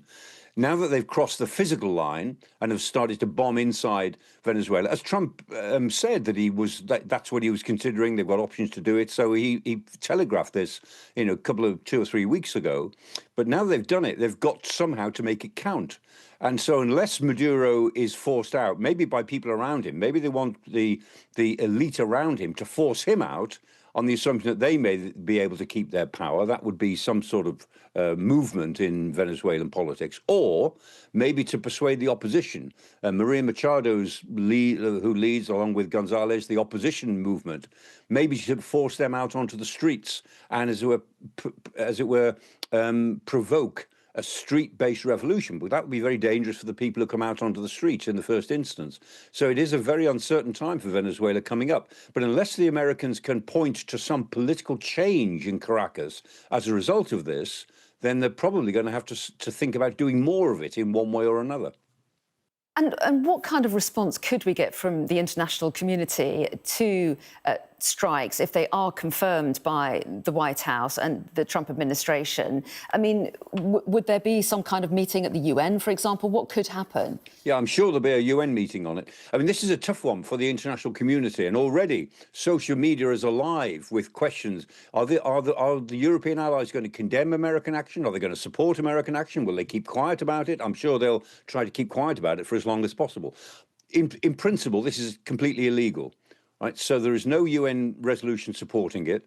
There is no international movement that says that Maduro should be removed, even though he's there with an election that nobody believes was credible. In the last election, the opposition did a very good job in proving that they had won, and Maduro, his regime, effectively ignored all of the really credible evidence that he'd been defeated, and he just stayed. So he doesn't have any democratic legitimacy, but equally, Venezuela is an independent sovereign state and has the right not to be attacked for reasons that another state can decide are good enough. So American action is formally illegal. That will go to the UN Security Council. Nobody, I think, in the Western world certainly will regret Maduro being removed, but the Russians have said that they stand by him. The Chinese have said they stand by him. The Cubans, for what that's worth, have said that they stand by him. So the international community will probably split on this one. And the allies that President Trump insults all the time in Europe and some of his allies in Asia will be in a very awkward position, because what they would normally say is that they wouldn't necessarily condemn it, but they'll say we don't support this action. But I think that might be quite hard for them to say at what is a delicate moment in their relationship with Washington. So this will be a really tough issue for the rest of the world to react to, even though on the face of it, one state is launching an unprovoked attack on another state. That's not supposed to happen in the general rules of international diplomacy. Well, it's going to be very interesting to see what we hear in the hours ahead, what kind of official statements and what kind of response. And Michael, for the moment, thanks very much indeed. And let me just get you up to date if you are just joining us and get you up to speed on our breaking news, because the Venezuelan government has declared a state of emergency and has accused the United States of carrying out what they say is military aggression after 7 explosions were heard across the capital city of Caracas.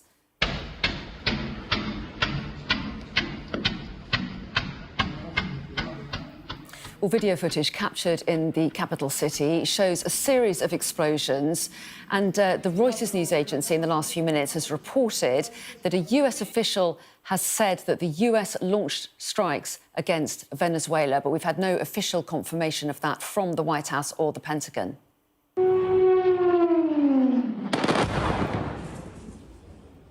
Well, sirens can be heard across the city, with plumes of smoke rising as well. The Venezuelan government has said the attacks took place in Caracas, Miranda, Aragua and Guarira. And this was the scene at Venezuela's main port in La Guarira, where there were further explosions. Well, in a statement, the Venezuelan government has said the Bolivarian Republic of Venezuela rejects, repudiates and denounces before the international community the grave military aggression perpetrated by the current government of the United States of America. The objective of this attack is none other than to seize Venezuela's strategic resources, particularly its oil and minerals, attempting to forcibly break the nation's political independence. They will not succeed. And let's just show you the live pictures right now from the Venezuelan capital. As you can see, it looks pretty peaceful there now, but it is 4:30 in the morning. Well, let's cross live to Washington. We can bring in our US correspondent, David Blevins, for us now. And David, still no official word from the administration there. Yes, 4:30 in the morning in Caracas, just gone 3:30 here in Washington, so very early still. Nothing from the White House or from the Pentagon. That's not terribly surprising, given that President Trump is not currently in Washington himself. You would expect on these occasions, when there is military action on this level, to see the President of the United States overseeing that from the Situation Room in the White House. Instead, he remains at Mar-a-Lago in Florida, and as you've been reporting, all we have at this stage is a statement from an official from his administration speaking to the Reuters news agency on condition of anonymity, stating that the US is indeed carrying out strikes on Venezuela. 7 explosions. There were reports, and you can see it in some of the video, of low-flying aircraft, Anna, and that has fueled speculation that these may indeed have been airstrikes. But it is worth stressing, as Michael Clark has been, that among the military build-up off the coast, there are 2 military-guided cruisers there belonging to the US government. They're very capable of delivering very precise Tomahawk cruise missiles, so these may have been missile strikes. But I think there's very little doubt now that the United States is indeed escalating its attempt to bring about regime change in Venezuela, even though it will continue to claim that this is about its attempt to stop drugs trafficking from Venezuela into the United States. And if ultimately confirmed, how much backing is there in Donald Trump's own party, in the Republican Party, for action like this? And I think that is a very important question, because we know internationally, certainly Venezuela has lots of support from Russia, from China, from Iran, certainly from its neighbour in Colombia. Venezuela itself this morning describing this as an act of military aggression and declaring a national emergency. But there is that huge domestic question for Donald Trump, because he was returned to the White House on a platform of America First. And there are a growing number of people within his MAGA base expressing concern about how involved he is in foreign affairs. Earlier this week, even, for example, we saw Volodymyr Zelensky, the president of Ukraine, back at Mar-a-Lago in Florida. The following day, the Israeli Prime Minister Benjamin Netanyahu was at Mar-a-Lago. That prompted Marjorie Taylor Greene, for example, a longtime ally of President Trump who parted company with him recently over issues like this, as well as the Epstein files, to suggest that he had completely lost his way. And she posted online, "What about putting America first?" That is a sentiment shared by many within his base who feel he needs to be more focused on issues at home, particularly when there is such a cost of living crisis in the United States, and now that we are into a midterm election year. But it appears the president does remain focused on foreign affairs, if he has indeed ordered strikes on Venezuela, as we appear to be witnessing this morning. And will the Trump administration be concerned about the reaction of the international community if they go ahead and confirm that they are carrying out strikes in Venezuela? Anna, they have shown no concern about that in recent months, and there has been a lot of it expressed, given that the US has targeted 35 boats in recent months, claiming 100 lives on each occasion. They claimed those boats were ferrying drugs from Venezuela across the Caribbean, Eastern Pacific, into the United States, without really providing any evidence to back that up. At one stage, there was a great debacle at Congress over claims the US had carried out a second strike on a boat that had already been incapacitated, and while there were survivors in the water. All of that raised huge questions and allegations of breaches of international law. But the president repeatedly said that his duty was to protect American people from drugs coming into the United States. They've always defended this action on that basis. But there are many, of course, who have alleged that this has nothing to do with drugs at all, and everything to do with the president's attempt to bring about regime change in Venezuela, to see President Nicolas Maduro deposed, and someone else, perhaps like the woman who is the leader of the opposition, Maria Machado, who won the Nobel Prize recently, take his place, or at least lead some kind of stronger resistance on the ground. But some would say they really have now opened the can of worms if they're carrying out this kind of military action on the ground in Venezuela, because they will have to now see some result of that. They'll have to see some kind of regime change, or they're going to have to go even further. And if this were indeed about regime change, David, why Venezuela? There are other countries of the world that have had disputed elections. Why Venezuela in particular, and its leader? Would that be a target of Donald Trump? Well, again, that is a very important question, Anna, because there are many who will suggest this has nothing to do with drugs and absolutely everything to do with attempts to see regime change and to perhaps lay claim to strategic assets, as Venezuela is describing it this morning, the Venezuelan oil reserves, which are of course, are highly lucrative. And in addition to carrying out those strikes on those boats in recent months, claiming they were trafficking drugs into the United States, of course, the US government has also taken hold of 2 tankers in that region on each occasion, claiming they were transporting sanctioned oil from Venezuela. On that occasion, on the first occasion, Venezuela accused the US government of international piracy, but that again fueled speculation that this was about oil and not about drugs. But no matter what the ultimate motivation is for President Trump and his government, I think when they waken later this morning, or certainly when they alert us as to what they're exactly doing in Venezuela right now, they will continue to claim that this is about their attempt to stop drug trafficking. Well, yeah, and what do you expect then from the administration? I mean, it is the middle of the night, and yet these are serious accusations being made by the Venezuelan government towards the Trump administration. Is it a surprise that we haven't heard from them? Yeah, it's 3:45 in the morning here in Washington, so I suppose to their defence, they've not yet had perhaps an opportunity to put together a statement to explain exactly what they're doing in Venezuela right now. But the build-up has been significant for months now.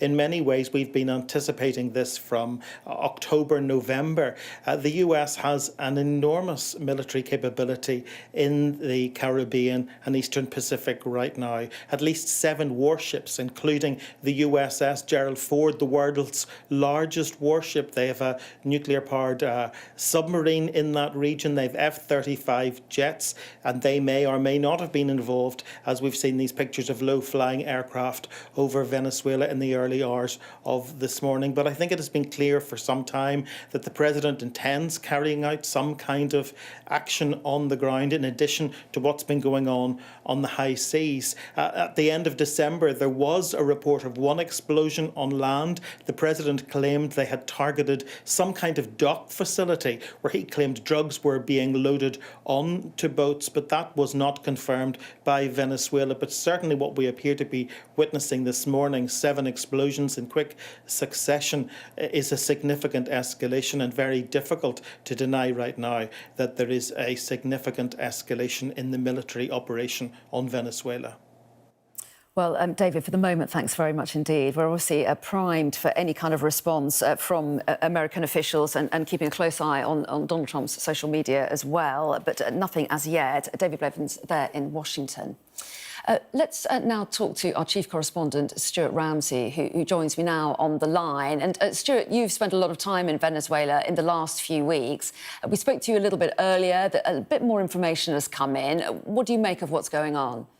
Well, it's probably not to be unexpected that the Maduro government would condemn what they're saying the attacks by the United States on their country. A state of emergency is now in place. We won't be far away from daylight where we will actually obviously start being able to see exactly what has been hit. From what we can tell so far, if indeed these are strikes, but I think it seems to be moving in that direction, doesn't it? But we know of one Air Force base, which was it's an airstrip with a military base at one end. That appears to have been hit. Another one as well. Then Miraflores as well. Now, this is the presidential compound. It's also effectively a military base as well. That appears to at least have been, there's pictures from there and reports from local people saying that something happened there, some type of explosion. And then other explosions in other parts of the country as well. I think it'll be vitally important to hear what President Trump is going to say on the subject, and whether and for any details that come from the U.S. administration. But as David was saying there, this started off as ostensibly an anti-drug trafficking campaign, right, an operation. That changed, and in the background there was always this sort of discussion that Maduro should leave. Pressure was mounting on him. President Trump accused him of effectively being a narco-trafficking cartel leader, with his government running as a cartel. There's a lot of people who have doubts about that, although the military in Venezuela is involved in some of the trafficking of drugs, particularly from Colombia. But that is sort of generally accepted. But he also says that Maduro stole the last election to stay in power. The opposition released documents that showed, and most people accept them, that the country was actually, there was a landslide against the Maduro government, but it was not accepted by the Electoral Commission. They said Maduro won. So this pressure has been growing on the administration to stand down. We know there's been talks between Maduro and President Trump. The exact detail we don't know, but it's certainly the rumor when I was in Caracas was that he was trying to, Maduro, that is, was trying to work out a deal by which he would leave, but then that's sort of gone quiet. And although the Maduro government has said it's open to talks with the United States, those don't appear to have happened recently, as far as we can tell. But a lot of this is taking place in secret. When I was there, what was interesting in Caracas, which is operating as more calmly than I can remember it for many, many years. People were looking forward to Christmas and the New Year, and most people in the capital seemed to think nothing was going to happen. But outside of the capital, people were worried about what's happening, the sanctioning or the detention of sanctioned tankers carrying oil, and a potential strangulation of the oil industry, which is one of the only possible avenues of income for the government. That led people to be very worried about what it was going to be like in Venezuela, because it's already an economic disaster and life there is pretty tough. So outside of Caracas, people were very worried about the developments, but certainly things seem to have gone up a new notch. The opposition said that it's prepared to take over power, but I would say that for that to happen, the military, the security services would have to be on board in some capacity, one feels. Even if Maduro was to step down, would they support a new opposition government? We just don't know that. Many of them have been very loyal to Maduro, and not least because of the money that senior commanders make from government contracts and all sorts of things. That's how he runs the country. So it's difficult to know exactly what will happen and how quickly it will happen. But for now, the Venezuelan government is calling for the United Nations, which you might expect, for other groupings in Latin America to meet and to, they will say, call on them to stop what they say is unfair aggression by the United States. But the United States obviously is in an incredibly strong position, and President Trump has made it clear that he wishes to grow, if you like, the United States involvement in Latin America generally, and that Venezuela is just one element of that growth of its power in the region. If the Trump administration does confirm that they have carried out these strikes, what do you think the immediate effect will be? What will happen? Well, one of the views seemed to be from opposition people that I spoke to while I was there, was that in their view, they thought that America might carry out strikes and that it would bring about a change by people taking to the streets. But many that I was talking to were sceptical that would happen. Now, that could be a policy. Often it's one that you've seen before in global conflicts where governments get involved in other ones and hope that the local people actually sort of finish the job. But one of the problems for that has been, one, the security services have got incredible power over everyone. They've been locking up leaders constantly for the last, many years, but certainly since January last year. And the feeling is, would people be too scared to go out on the streets? I suspect yes, at the moment. But if any military units and police units were perhaps to come behind and say time enough for change, maybe people might be prepared to do so. You only really see if this campaign, if it is such a campaign per se, continues and pressure mounts upon Maduro and people feel that they can go onto the streets. But that that seemed to be the view of commentators and people I know, businessmen as well, in Caracas, was that was their expectation, that's what the United States would like to see. But that is an expectation. It's difficult to just guarantee that people will take to the streets, not least because of the leaders of the opposition groups have been locked up. So the sort of networks that would be able to call on people to come out on the street aren't really operating like they have over many years in the past. Yeah, and it's difficult to kind of get reaction from people there in Venezuela for a number of reasons, not least at the moment because it's at the early hours of the morning. But we are getting some reports that people in various neighbourhoods rushed out onto the streets when they heard these explosions, which happened about 2 a.m. Local time. I mean, you've got a bit more of an insight of how people are feeling in the country, having spoken to a number of people in your travels there. Give us more of a sense of what life is like and how much tension there is in the country.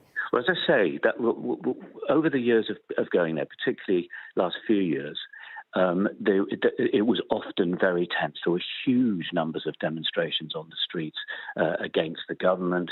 A lot of them were based on the fact that the economy was in such a mess and that the country was being mismanaged. And certainly by the election last year, there was a feeling, the year before now, obviously, that election would be that people had definitely indicated their desire for change to happen. But likewise, Maduro and the government generally had dug in and made it clear to everyone that they weren't going anywhere. As I say, the police institutions, the military institutions in there are very, very powerful. I'll give you an example. For example, I was on a journey there recently. We went through 61 or 63 checkpoints. So it just, some of them are every just a kilometre or so apart. So that level of control of people is very high.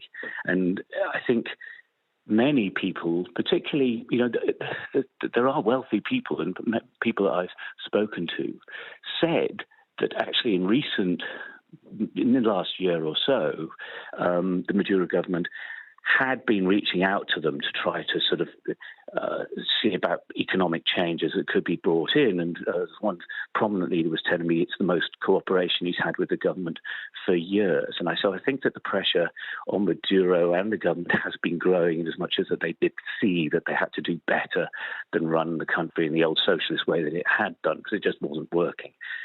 Most people feel that they've run out of time now and that they need to move, but they're determined to stay. And I think it's those sort of that background is what President Trump has been getting his guidance from. The opposition groupings and the parties have really been reaching out to the United States and have been urging them to do something like this for quite a long time now. They've been talking to the White House. They've been on visits and met White House officials who have been on board with them and have been talking to the president, people very close to him, Marco Rubio, for example. They have been talking to the president about taking action in Venezuela for some time. And it would suggest that now the president, the United States, obviously with its forces in the Caribbean, have perhaps taken that next step. Because it's worth remembering, President Trump has been saying that land attacks were imminent. He's been saying it for weeks. Obviously, we've seen the taking of tankers and we've seen these small boats, which were ostensibly, or accused at least, of being drug trafficking boats, being attacked. But the president has been saying for some time that land attacks were easy and that they would happen quite soon. It's obviously morphed into being much bigger than just an anti-narco operation, not least because in the Caracas pictures that we've seen, those are military installations that are being hit, as opposed to just drug trafficking, which would be the sort of places would be up on the coastline into the Caribbean, but also along border with Colombia. Those are the most likely areas where drug trafficking and large-scale labs are situated. Because Colombia has an opinion on this as well, because the huge amount of cocaine that it produces does often go through Venezuela, albeit that it may well be, rather than going to the United States, actually going towards Europe. But Colombia knows that there are targets along that border, some of which may well be in Colombia itself, that could be attacked by the US forces. But it appears in this case, from what we've seen overnight, is a lot of these attacks are on military bases inside the capital itself, which is not particularly where the drug movement would take place. And we've had a statement from the government. President Maduro has declared a national emergency. In the statement, they say they reject what they call military aggression by the United States. And I just noticed that in the last few moments, the Reuters news agency is saying that the Venezuelan opposition has said there's no official comment on the US attack. What do you expect we might see from the government and from the opposition in the hours and days ahead? Well, the opposition, I'm sure, will be wanting details. Maybe they did know or didn't know of anything that was about to happen. I suspect they might not do, so they'll be wanting to hear more about that. The Maduro government, or the Venezuelan government at least, its statements would be absolutely in line with what you've heard from them: condemnation of American aggression, a call on the international community to tell them to stop, etc., etc.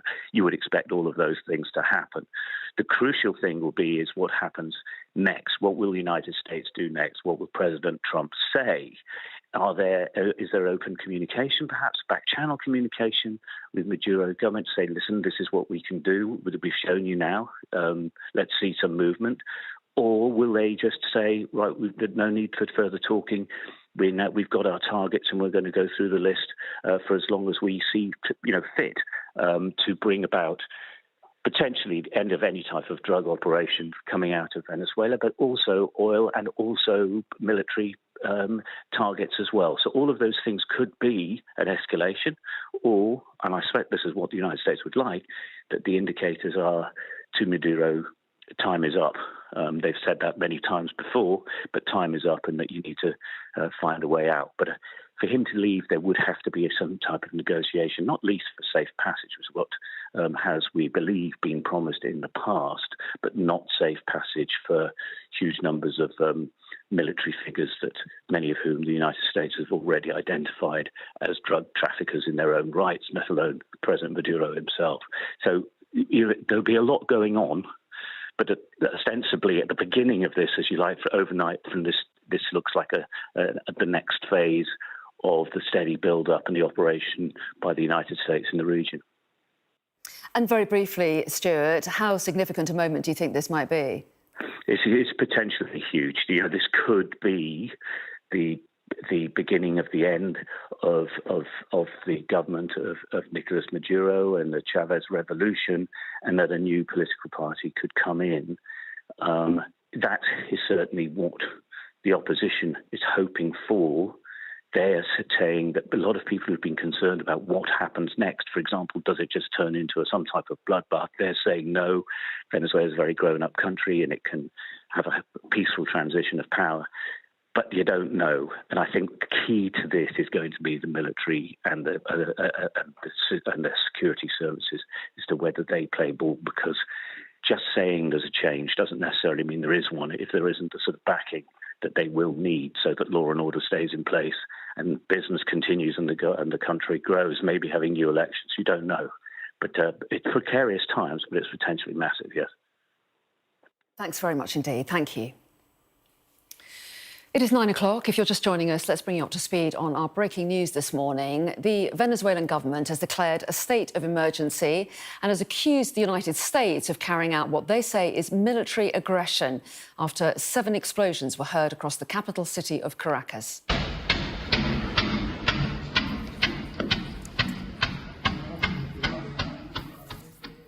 Well, video footage captured in the capital shows a series of explosions. The Reuters news agency has reported that a US official has said that the US launched strikes against Venezuela, though that has not been confirmed by the White House or the Pentagon, who've not yet commented. A local resident has said he felt the explosions in the city. I live here in Chacao. Approximately an hour and a half ago, we felt planes flying and explosions. Several explosions, at least 8 or 10. And now I went out to look around, and now all you see is smoke.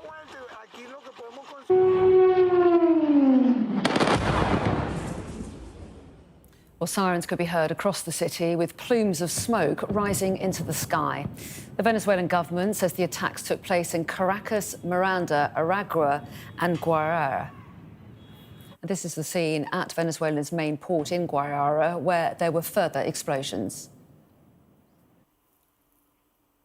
Well, in a statement, the Venezuelan government has said the Bolivarian Republic of Venezuela rejects, repudiates and denounces before the international community the grave military aggression perpetrated by the current government of the United States of America. The objective of this attack is none other than to seize Venezuela's strategic resources, particularly its oil and minerals, attempting to forcibly break the nation's political independence. They will not succeed. So let's just show you the live pictures now coming into us from Caracas. And as you can see, a peaceful scene now there in the city after those reports of 7 explosions.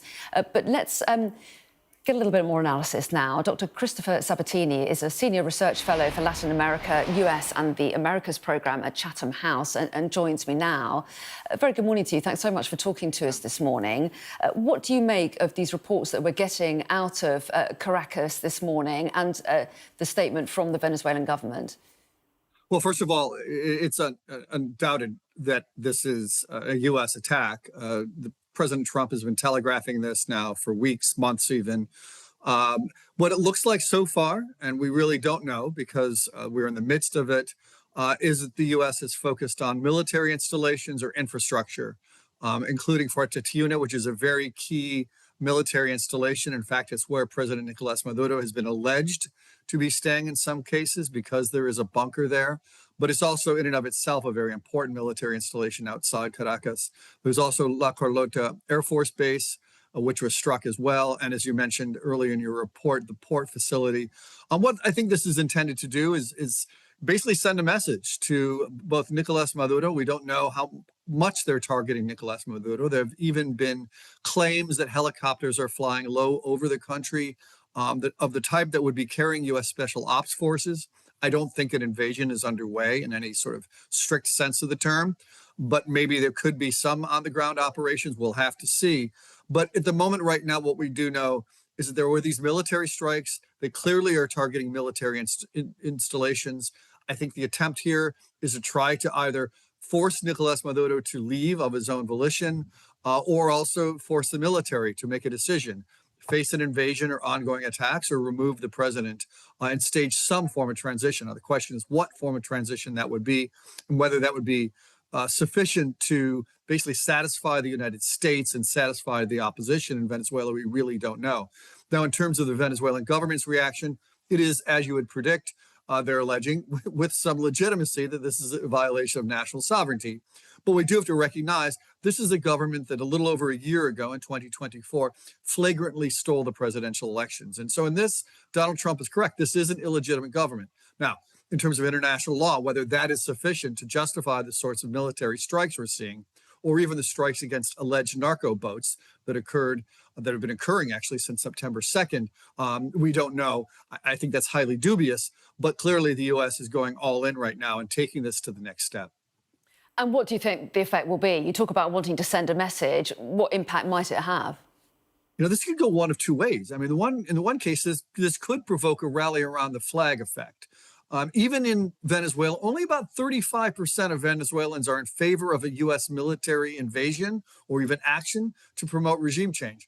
That's about the same number of people who voted, by the way, for Nicolas Maduro. So a deeply unpopular president actually enjoys a fair amount of support in terms of his change not coming through a military invasion.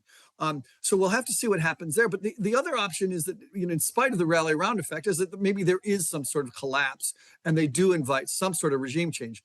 But even in that case, Anne, what we're looking at is a situation where this is a deeply corrupt criminal government, as the Trump administration has alleged. That is correct. You know, an internal palace coup that would deliver some form of transitional government from this particular government, it's unlikely that it would be democratic. And that's really the question is, the U.S. is about now, in doing this so aggressively, so publicly, is about to have to pick up the pieces of any fallout that may occur from this, good or bad. And quite frankly, the odds are this will not be resolved as peacefully and as easily as the Trump administration likes to believe. Well, yes, and how far do you think Donald Trump would be prepared to go? Would you expect further action? I would suspect more actions of this type. Again, this has been a slow escalation that has gone on now for almost 6 months. All of it was designed to try to rattle the military and the inner circle around Maduro. If this phase of targeted attacks doesn't work, will they continue just engaging in these sorts of targeted attacks? I think it's quite likely. I don't see a U.S. military invasion on the ground. That would be highly complicated and very risky for Donald Trump.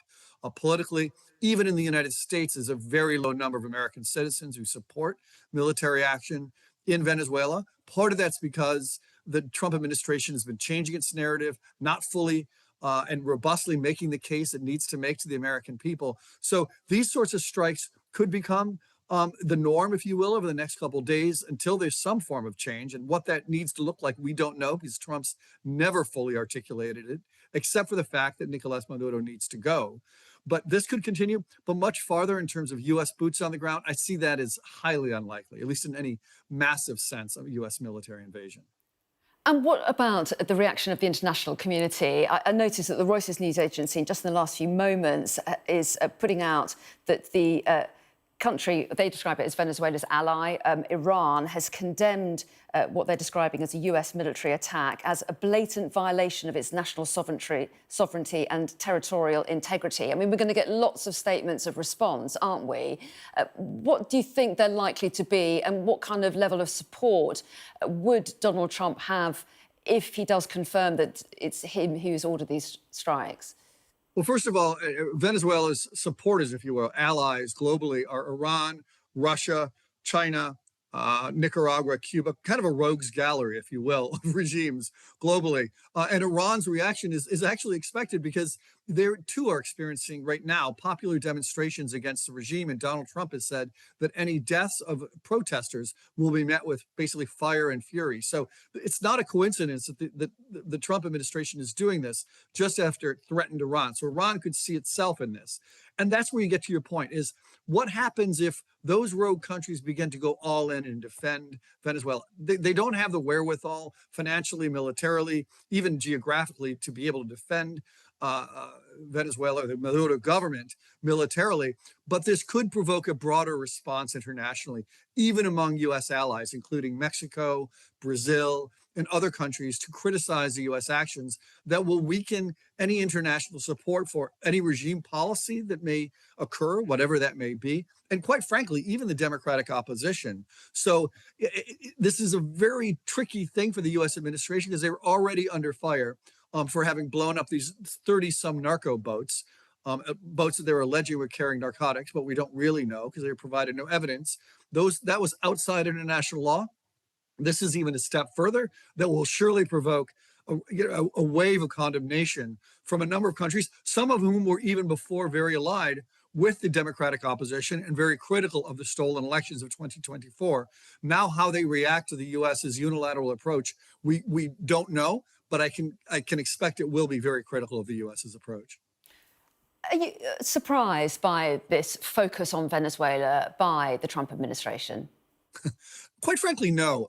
In Trump's first term, he tried unsuccessfully to unseat the Nicolás Maduro government by working with the opposition to create this shadow government that was going to be basically a democratic interim government in the hopes that the popular opinion and the military throw its weight behind the shadow government. That was in 2019.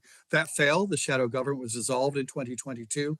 And then during the U.S. campaign for the presidency in 2024, Donald Trump made all of these completely spurious allegations about Venezuela's involvement and the activities of Venezuelan gangs in the United States that really made this very much a domestic issue for the U.S. Electorate. And then, of course, in the past 6 months, Donald Trump has been making the case that Venezuela is a major transit point for drugs destined to the United States, which again is not true. So what he's done is he's amassed a series of, if you will, grudges in the case of his 2019 failed experiment, arguments for domestic response and need to react to what's going on in Venezuela. And then more recently, the need for regime change by alleging this is a foreign terrorist organization, which is what the US government has designated as. So all the reasons have accumulated. It's simply, quite frankly, he built himself into a situation where he had to do something of this sort, because given all the reasons and all the threats that he's claimed, many again of them are spurious. There's plenty that the Maduro government does that is cruel, repressive against its own people. But the truth is, as a national security threat to the United States, it really doesn't exist. But Donald Trump made it such that now he had to do this. And now we don't know where he goes, because if Maduro fails to buckle, the risk of escalation is certainly there. At a certain point, it's going to be Trump or Nicolas Maduro. We simply don't know who it's going to be that will win this battle. Yeah, well, fascinating to get your analysis this morning and getting your immediate response to this news with details still pretty scarce at the moment. Dr. Christopher Sabatini, thanks so much for joining us this morning. We do appreciate it. Thank you. Thank you. Well, let's cross to Washington now. We can bring in our US correspondent, David Blevins, who's there for us. And David, we've been saying all morning since reports first emerged of these strikes, or these explosions at least, in Caracas in Venezuela first emerged, that there's been no word from the US administration, despite accusations from the Venezuelan government. I imagine that's still the case, is it? Yes, it is usual in these situations for the President of the United States to be overseeing military action from the Situation Room at the White House. Anna, Donald Trump is not currently in Washington, however. He remains at Mar-a-Lago, his Florida home, where he has been through the Christmas and New Year holidays, and there has been no official statement so far from the administration or from the Pentagon. But of course, it is early in the morning here in the United States, certainly on the eastern side of the United States. I suspect when we do receive that statement, we will have the president attempting to justify politically and legally what's happening right now in Venezuela. For the last several months, his government has been carrying out bombings of boats on the water of Venezuela, claiming that they're targeting drug traffickers, narco-terrorists, as they described them. Just before Christmas, they seized 2 oil tankers, so that itself was an escalation. They claimed those vessels were transporting sanctioned oil from Venezuela, but this is a significant escalation now, and it really takes this whole dispute to a whole new level geopolitically, because the president must now decide what he's going to do next. As I say, he will attempt to justify it politically and legally. He may now attempt to expand those naval and military deployments of Venezuela, but to consider any kind of ground invasion would be highly problematic and risk US casualties. Or he may indeed engage in some kind of crisis diplomacy, back-channel diplomacy, to try and bring about the regime change in Venezuela that he has sought from the outset. And David, how might the US public respond if they're waking up to news of US strikes on Venezuela? What might the public response be, do you think? Well, Anna, let me take you back just over a year ago when Donald Trump won the White House for the second time. It was largely because he had campaigned on a platform of putting America first. But he will soon be back in office for a year. And during that year, when you reflect on it, much of his focus has been on attempts to end conflict in other places. He claims to have ended 8 wars. Of course, the one that eludes him is the war in Ukraine. But even at the beginning of this week, he was hosting Volodymyr Zelensky, the Ukrainian president, at Mar-a-Lago. The following day, he was hosting the Israeli Prime Minister Benjamin Netanyahu. And many of those within his own MAGA base have been asking questions about where the president's focus of attention should be, particularly now that we are in a midterm election year. They feel he should be focusing on America again. This is a nation in the throes of a growing cost of living crisis. There are many people struggling to make a living here, and they believe the economy is the issue that's going to be critical when it comes to the midterms in November. So they're concerned to see the president in the week when he said his New Year resolution would be peace on earth, engaging in an escalation of military action against Venezuela. That is a concern for many people. Well, yeah, and what about politically? What could the fallout be? I mean, how will the rest of his party view action? And we should say it's not confirmed yet by the White House or the Pentagon, but certainly the Venezuelan government feels that the US has carried out strikes. What would the political reaction be, and what might the next few days hold as far as that's concerned? Well, there are many who believe he needs to demonstrate this strength. He talks about peace through strength. There are others, as I say, who will be deeply concerned about the president escalating action against Venezuela, if indeed that is what we are witnessing this morning, and it appears to be the case. No confirmation of that yet from the White House or from the Pentagon, although a US administration official speaking on condition of anonymity has told the Reuters news agency that the US is indeed carrying out strikes on Venezuela. The other big question, of course, is what does Congress make of all of this? Not that the president seems terribly concerned about the views of those on Capitol Hill. They remain, of course, on recess, as they have been over the Christmas holidays, but he may attempt now to win congressional support for this kind of action against Venezuela on the basis that he continues to claim this is an attempt to stop drugs being trafficked into the United States. That has been the claim throughout.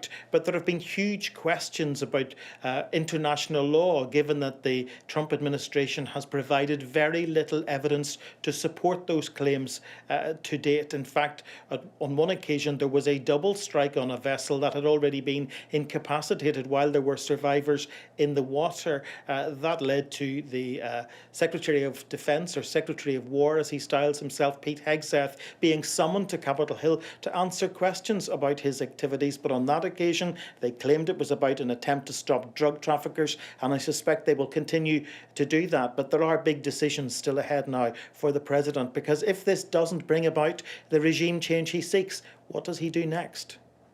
Indeed, and that is a big question, isn't it? David, thanks very much indeed for the moment. I know we'll come back to you as soon as we get any word from officials there. For the moment, thank you, though. And a little bit earlier, I spoke to our chief correspondent, Stuart Ramsey, who spent a lot of time in Venezuela. This is what his reaction was. The state of emergency is now in place.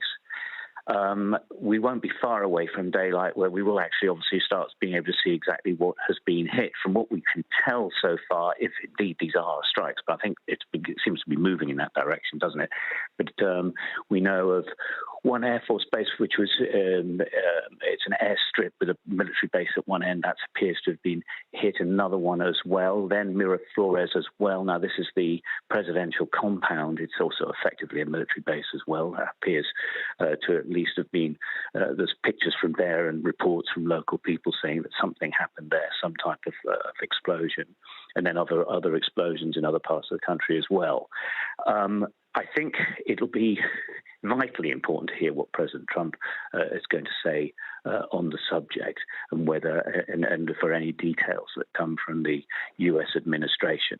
But as David was saying there, this started off as ostensibly an anti-drug trafficking campaign, an operation.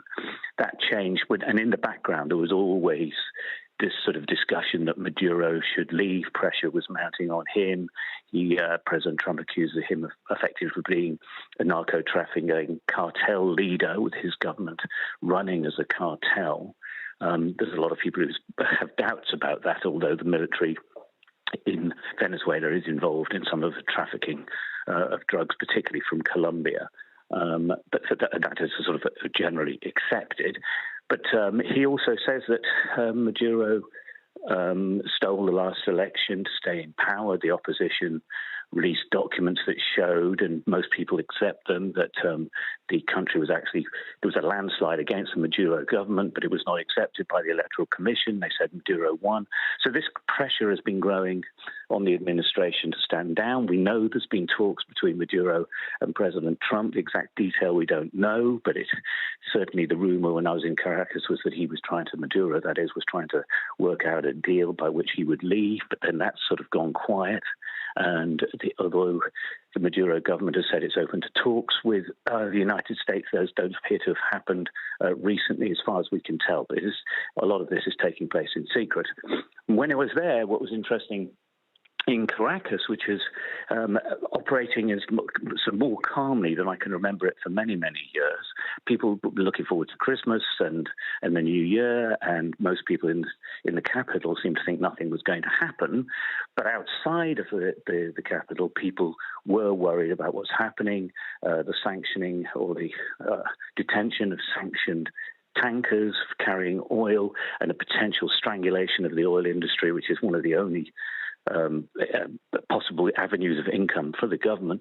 That led people to be very worried about what it was going to be like in Venezuela, because it's already an economic disaster and life there is pretty tough. So outside of Caracas, people were very worried about the developments, but certainly things seem to have gone up a new notch.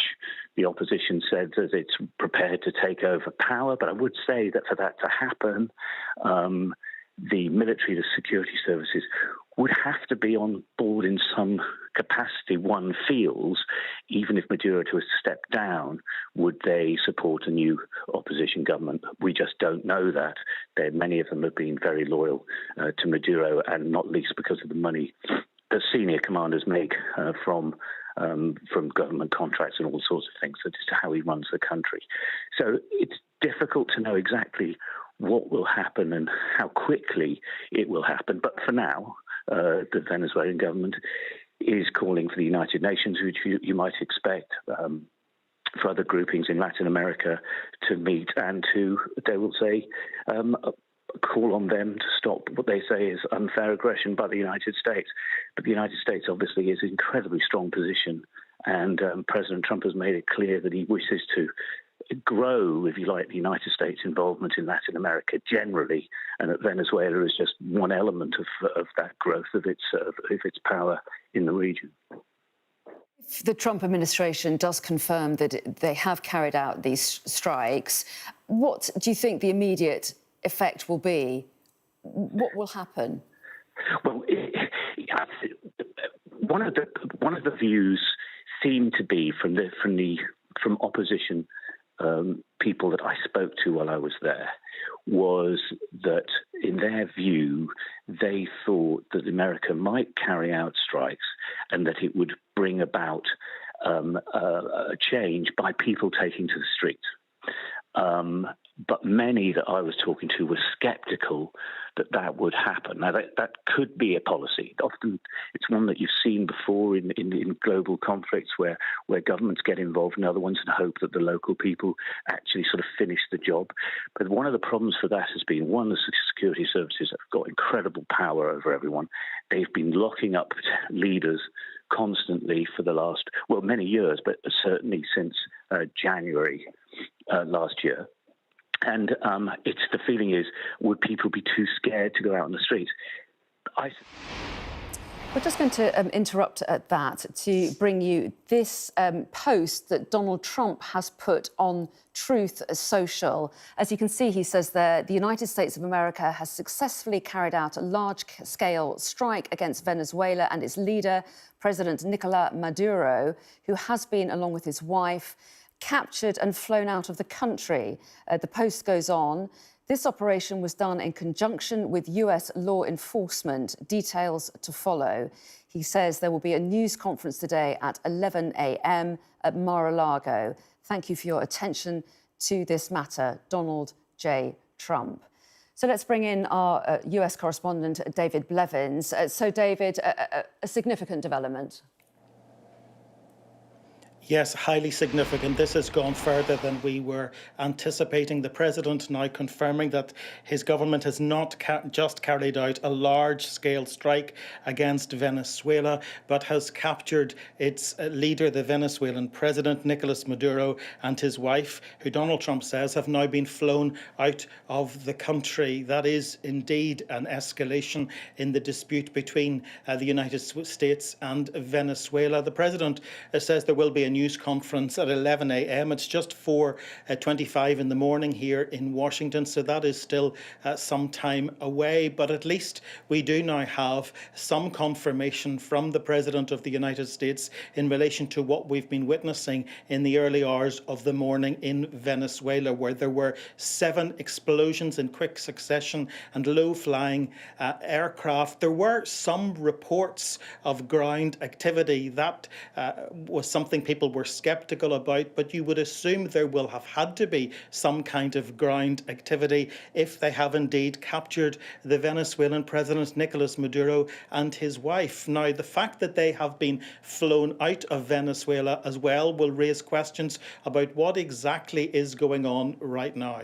Has there been some kind of crisis diplomacy going on in the background? Has a back channel been opened between the White House and Caracas? Because at one stage, President Trump was said to have offered Maduro a safe passage out of Venezuela if he was prepared to stand down. So I think it is possible, just possible at this stage, that Donald Trump has achieved his aim of bringing about regime change in Venezuela. This may have been a negotiated exit for Maduro, and the activity that we've been witnessing overnight may to some extent have been a bit of a distraction in terms of what's going on the ground in terms of the president seeking to remove Maduro from office. But there will no doubt be significant geopolitical blowback, given that nations like Russia, China, Iran had all previously expressed solidarity with the Venezuelan leader. Well, yes, and if this were not some kind of negotiated exit, what are the implications, do you think, legally? Where would the US stand carrying out strikes and capturing the leader and removing him, as far as international law is concerned, do we know? Well, Anna, President Trump and his government have always sought to justify this both politically and legally on the basis that they were protecting US citizens from drug traffickers. That's why they've bombed 35 boats in recent months in the Caribbean and Eastern Pacific, claiming more than 100 lives. On each occasion, they provided little to no evidence. On one occasion, in fact, they carried out a second strike on a vessel that had already been incapacitated while there were survivors in the water. That raised all sorts of questions about breaches of international law, but the Department of Defense, or Department of War as it styles itself now in Washington, ploughed on regardless. And that while that was happening at the same time, we had this enormous military and naval buildup off the coast of Venezuela. 7 warships, including the USS Gerald Ford, the world's largest warship, a nuclear submarine, F-35 jets, all of it pointing to the inevitability, it seemed, of strikes on Venezuela, which now have taken place overnight. Now, there were reports of low-flying aircraft, and we can see them in some of the video that's come in overnight from Venezuela. It's not clear if these were airstrikes, though, because it's important to note that there are at least 2 guided missile cruisers off the coast of Venezuela. So the US government does have the capability to launch Tomahawk cruise missiles on the land, and that may indeed be what has happened overnight. So it's going to be a really important few hours, and I guess we still don't know whether the action that has now been confirmed by President Trump is over. No, he has not given any indication of that at this stage. He has a number of choices, as we've been discussing over the last couple of hours. He will, of course, have to at least attempt to politically and legally justify this. He could expand that military and naval deployment in the region, although many would feel any kind of ground invasion would be highly problematic and risk US casualties, as well as significant geopolitical blowback for the President of the United States.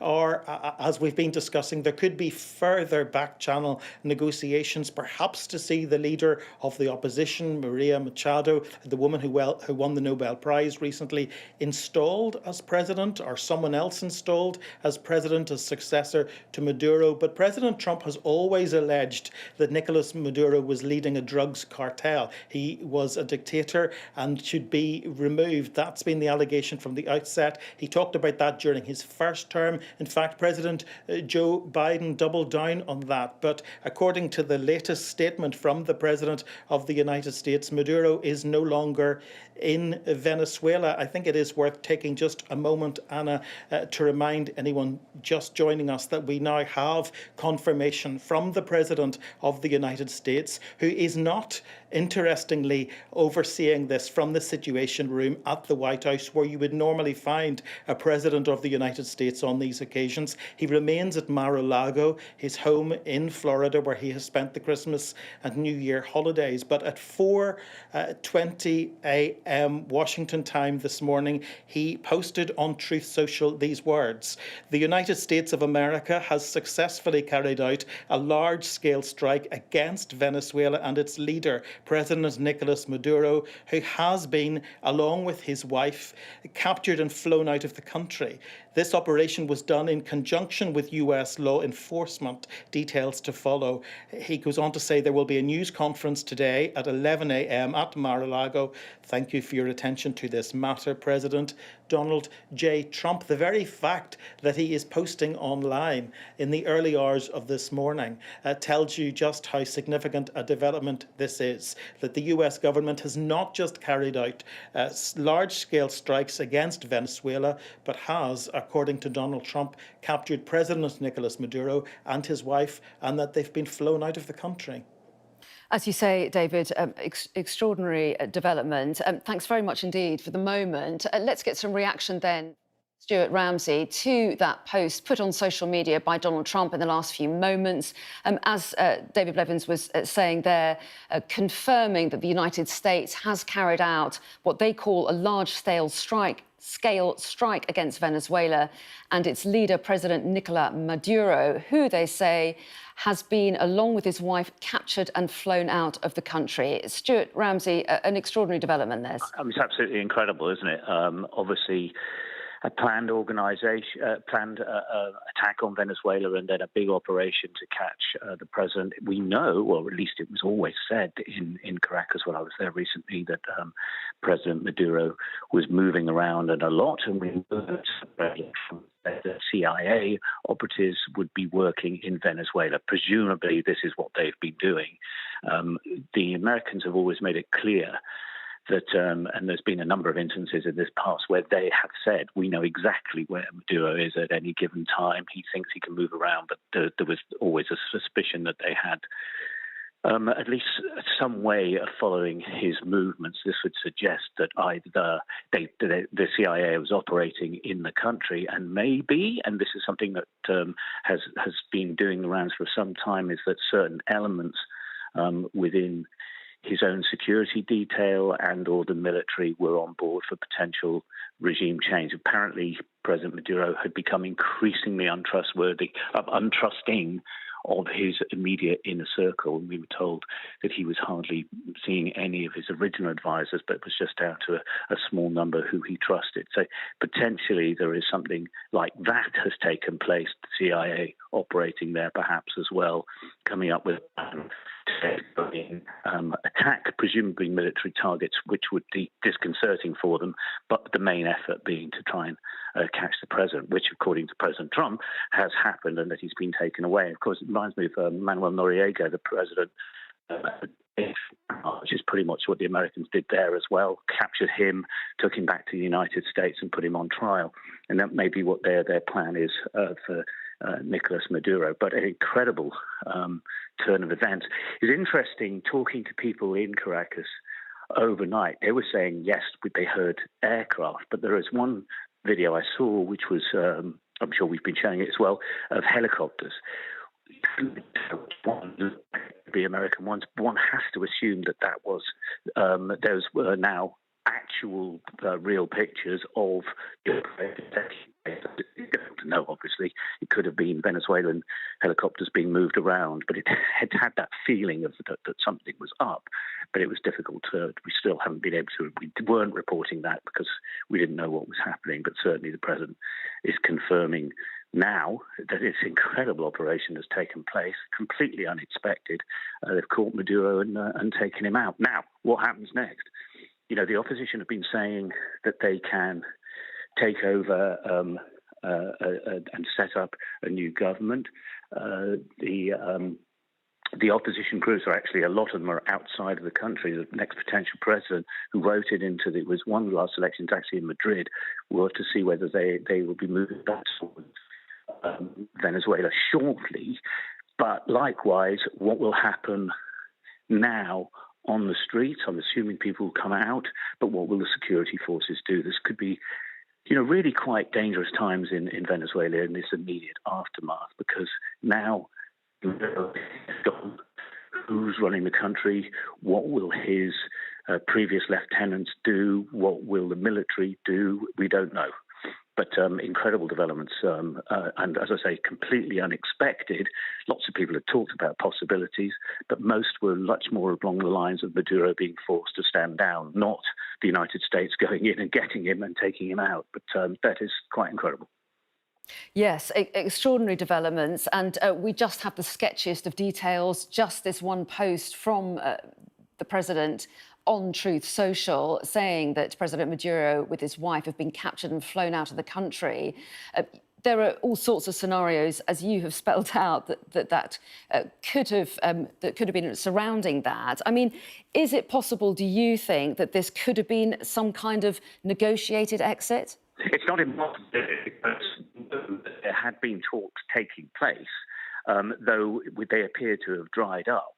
But it was widely rumoured there and reported from sources inside the United States to other news organisations, not to me, but they were saying that Maduro was wanting to do a deal, that President Trump had said him and his wife could leave and would have safe passage, but that he wanted apparently to take on a number of his chief advisors, and that was rejected. So it's not impossible that he had actually made the deal with President Trump, that they went in to get him and to take him out. And one of the things that a lot of commentators were saying, which was interesting, is that a lot of people have argued for some time that Maduro was the figurehead of the government, that he wasn't really running things on a day-to-day basis, that was actually much more to senior generals and some of his closer former advisors. And that actually, if he was trying to find a way out, he would actually potentially be in danger if anyone thought that was what he was intending to do, which could account for potentially him being removed by the military, with them agreeing to pick him up, and obviously having to support him with a fair amount of military action at the same time, perhaps to cause a diversion so that they could get to him at an agreed place and take him away.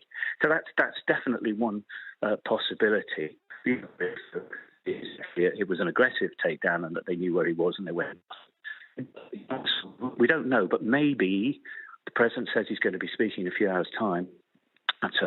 President Trump will be speaking in a few hours' time, and he may give a little more detail on that, though we would probably start getting more background briefings from officials in Washington, D.C. and in Mar-a-Lago as well, which is where the president is for the time being.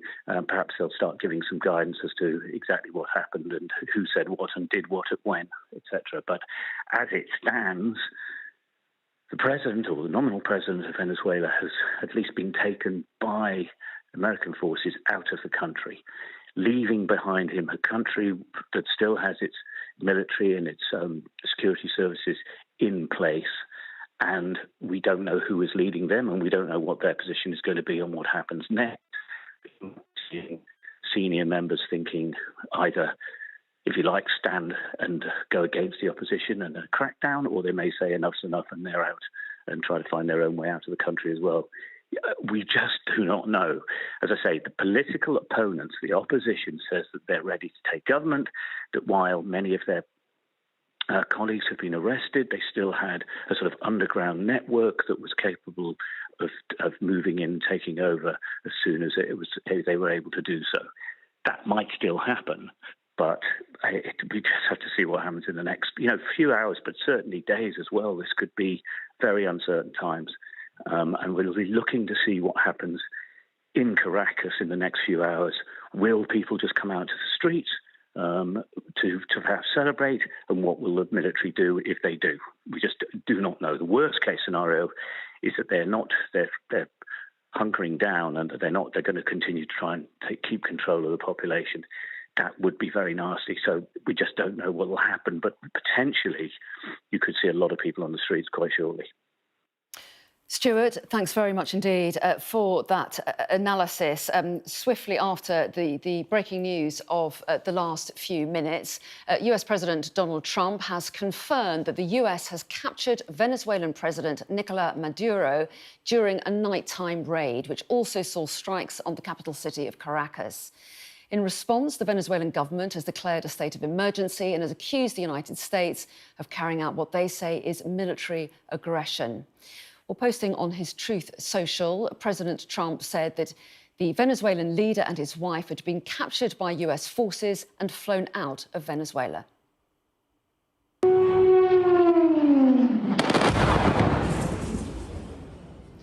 Well, earlier sirens could be heard across the city with plumes of smoke rising into the sky. The Venezuelan government says the attacks took place in Caracas, Miranda, Aragua and La Guaira. And this is the scene at Venezuela's main port at La Guaira, where there were further explosions.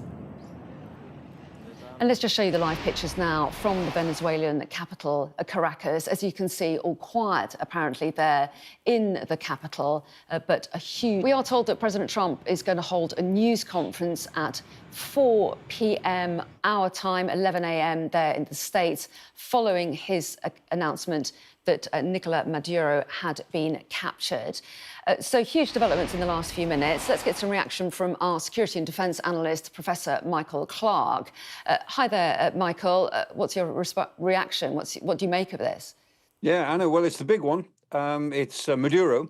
The interesting word, actually, in Donald Trump's statement was captured. He didn't say has been flown out of Venezuela, which would imply the deal that Maduro might have been trying to negotiate a little while ago with Grenell, Richard Grenell, who was the envoy for Donald Trump, and they thought they were quite close to a deal to fly him out, and that deal fell through about a month, 6 weeks ago. And Donald Trump said that Maduro has been captured, which implies that they've sort of lifted him and his wife, Sila Flores, and that he and his wife have been somehow taken from Caracas. Now, that would be genuinely interesting and would be a real triumph of American military power, because it was always said that Maduro was really well protected, that he moved around, he didn't stay in the same place more than one night at a time, that he had people around him, you'd never get close to him without a major gun battle. And it sounds as if some sort of special forces operation has been conducted. So it may be that this is a real triumph of special forces, if it isn't an agreement with Maduro somehow just to get rid of him. But the fact that Donald Trump said captured, I mean, Trump isn't very accurate in many of his posts, so we'll have to see what he says in the press conference. But if they really have lifted him against his will, then that really is quite something. And the strikes that we were aware of a couple of hours ago look as if they were against air defense systems. I mean, we know the Venezuelans had a reasonably successful air defense system, S-300 air defenses. And this shot, these are the Chinooks. I mean, I've been looking at this in the last hour or so. I count 7 Chinooks. And the Americans are the only one who use Chinook helicopters in the whole area. So they are undoubtedly, in my view, American Chinooks. The American Chinooks carry about 30-odd men a time. They can carry more, but they usually have some equipment. So if there are 7 Chinooks with about 30 men, that would imply, say, 200 troops being taken somewhere to be landed somewhere, and that's 2 companies, which will be consistent with some sort of special forces operation. Whether that's connected to the removal of Maduro, we don't yet know. But whenever you see Chinooks flying low like that, they are carrying something that they intend to put on the ground. And what they carry most of the time is 30 troops per aircraft. So this is beginning to clarify into an operation that started early overnight, very early in the morning, with attacks on air defense systems. Seems to have gone for some of the air base facilities of Venezuela, as a sort of a screen, and then some sort of operation, either to lift Maduro willingly and Sila Flores, his wife, out of Venezuela, or unwillingly get hold of him and take him away. But if he's been lifted unwillingly, if the Americans have really just captured him in a sort of coup, a special forces coup, that would certainly imply that people around Maduro have betrayed him. Because it was said until yesterday, in effect, that you can never get close to Maduro without a big gun battle because of the people, the protective officers that surround him. So it would imply that somebody has actually pulled the plug on him close by, and they've stood by while somebody else has moved in and lifted him. We'll see about that, but it's a very interesting development, very curious development. And I think, as Stuart Ramsey was saying, the next few hours will be very uncertain indeed for Venezuela, because the issue now is, does the regime carry on without Maduro, but still this regime that works, the Cartel de los Solos, they call it, the regime where the military collaborates with the drug traffickers. They're not the drug producers in Venezuela. The drug producers are all in Colombia, but they traffic Colombian drugs through Venezuela.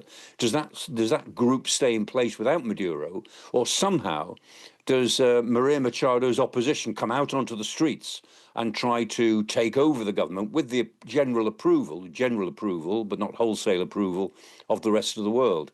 Very, very uncertain hours to come if Maduro is not now there.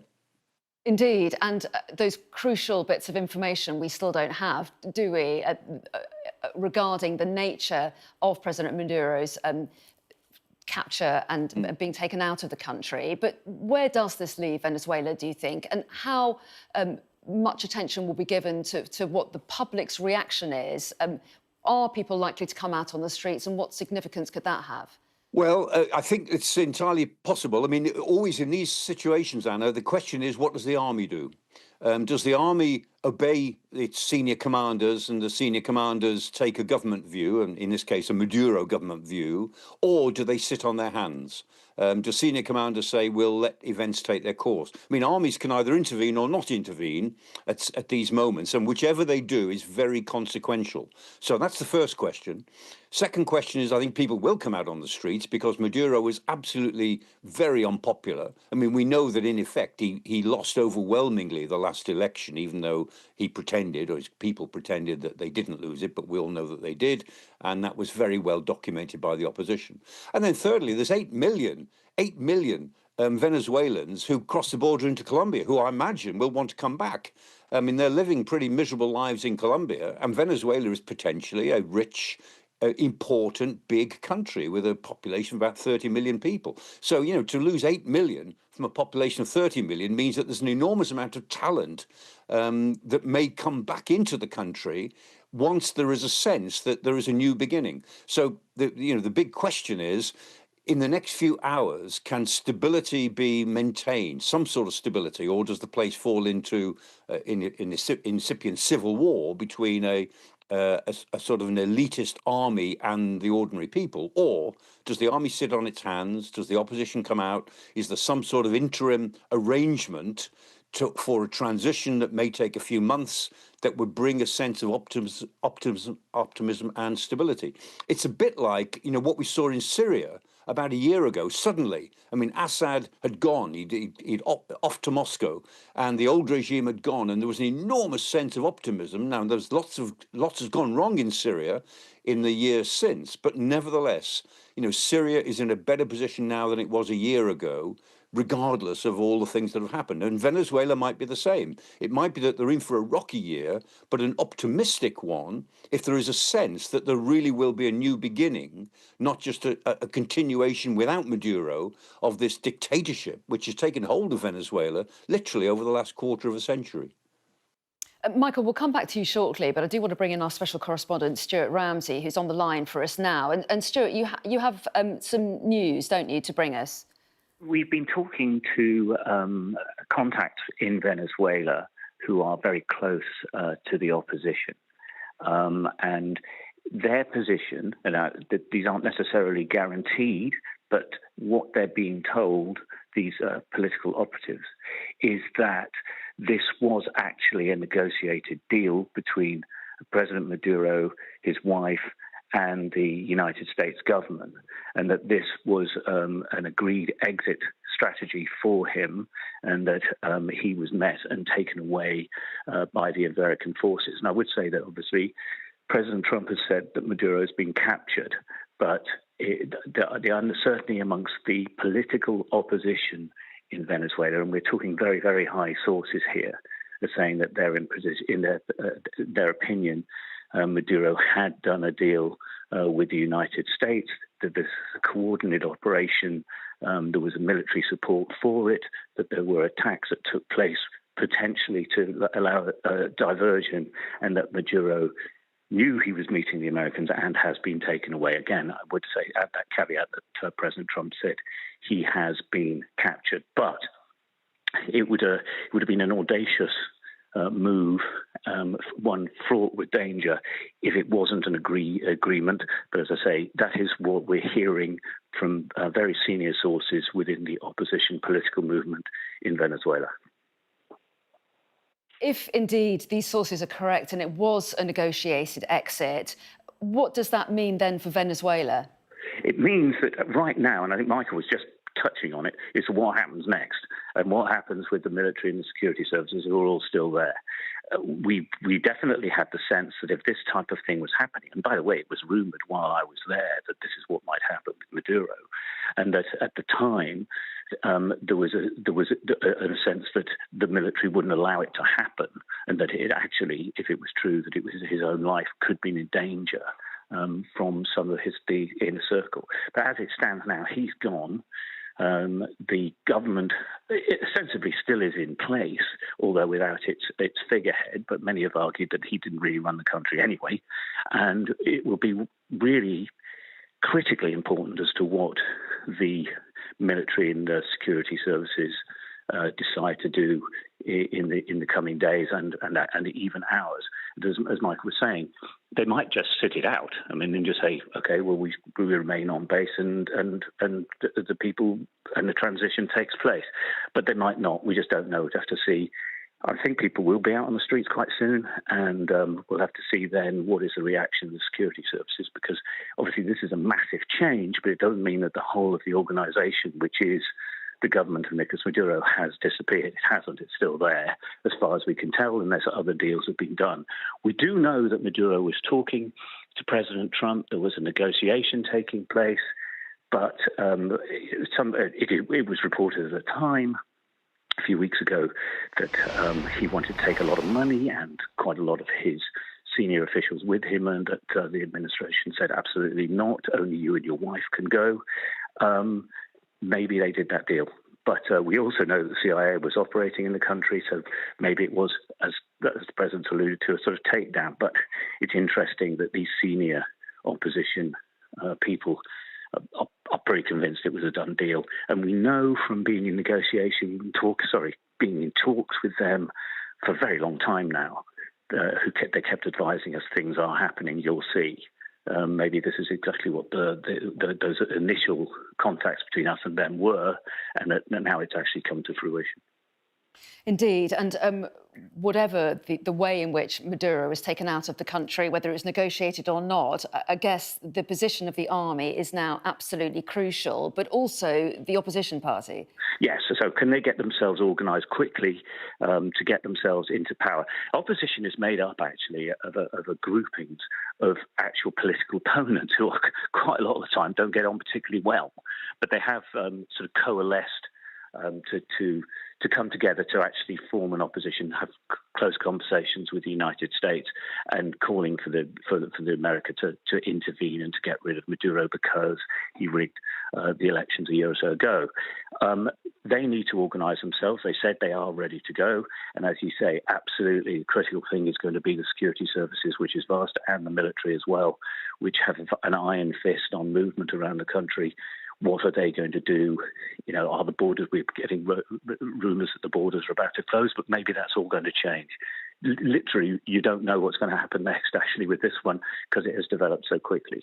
But as it stands now, the political opposition think a deal was done. Maduro voluntarily, or perhaps not voluntarily, but an agreed departure with the United States, Now it's about whether they can get the political structures in place and the agreement of the military so that an actual transition of government can happen.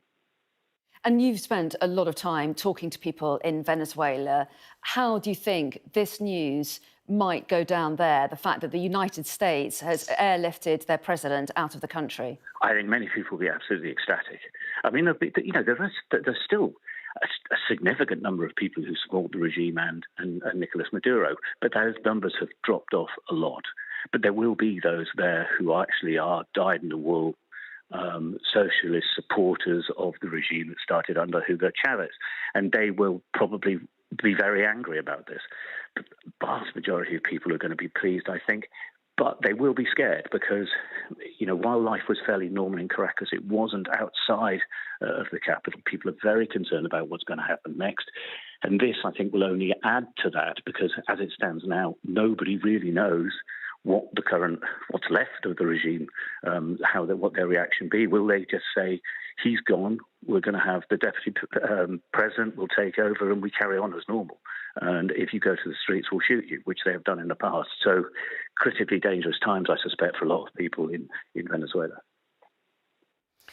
Well, Stuart, we are going to let you go, but thank you very much indeed for bringing us that development and that sources inside Venezuela telling you that they believe that President Maduro's capture by the United States was a negotiated exit. And we wait, of course, to hear more details from Donald Trump, who has simply put a statement up on Truth Social at present, saying that President Maduro has been captured in his words and taken out of the country after strikes on Venezuela.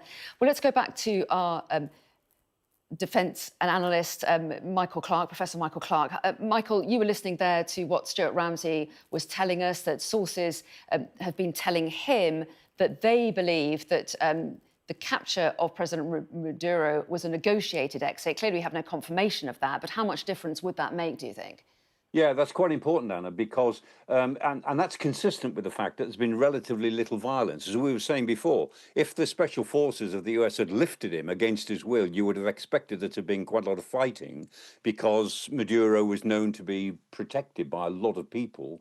And there would have had to have been a pretty big betrayal if they sat on their hands while somebody lifted him. So it's more than likely, it seems more plausible that that this was some sort of negotiated exit. And as Stuart was saying, I mean, we'll see what happens next. Role of the army is critical. So the name to conjure with next is Vladimir Lopez, who's the chief of the defense staff. He's the Minister of Defense and chief of the defense staff. What does he do? He was a Maduro loyalist to his fingertips, and he's been there, I think, over 10 years, 2014, 2015. I think he became the chief of the military. And so what does Vladimir Lopez do? And there's also somebody called Domingo Lares, who is his deputy, who also is very important. So those two men, everyone will be seeking at the moment to see, are they still there or where are they? And are they still in control of the army? Lopez in particular was such a Maduro loyalist. It would be hard to imagine that he will go along with some sort of new Venezuela that the opposition would run, that Maria Machado would run. So anyway, two names to think about for the rest of the day, Lopez and Lares. Where are they? What do they think?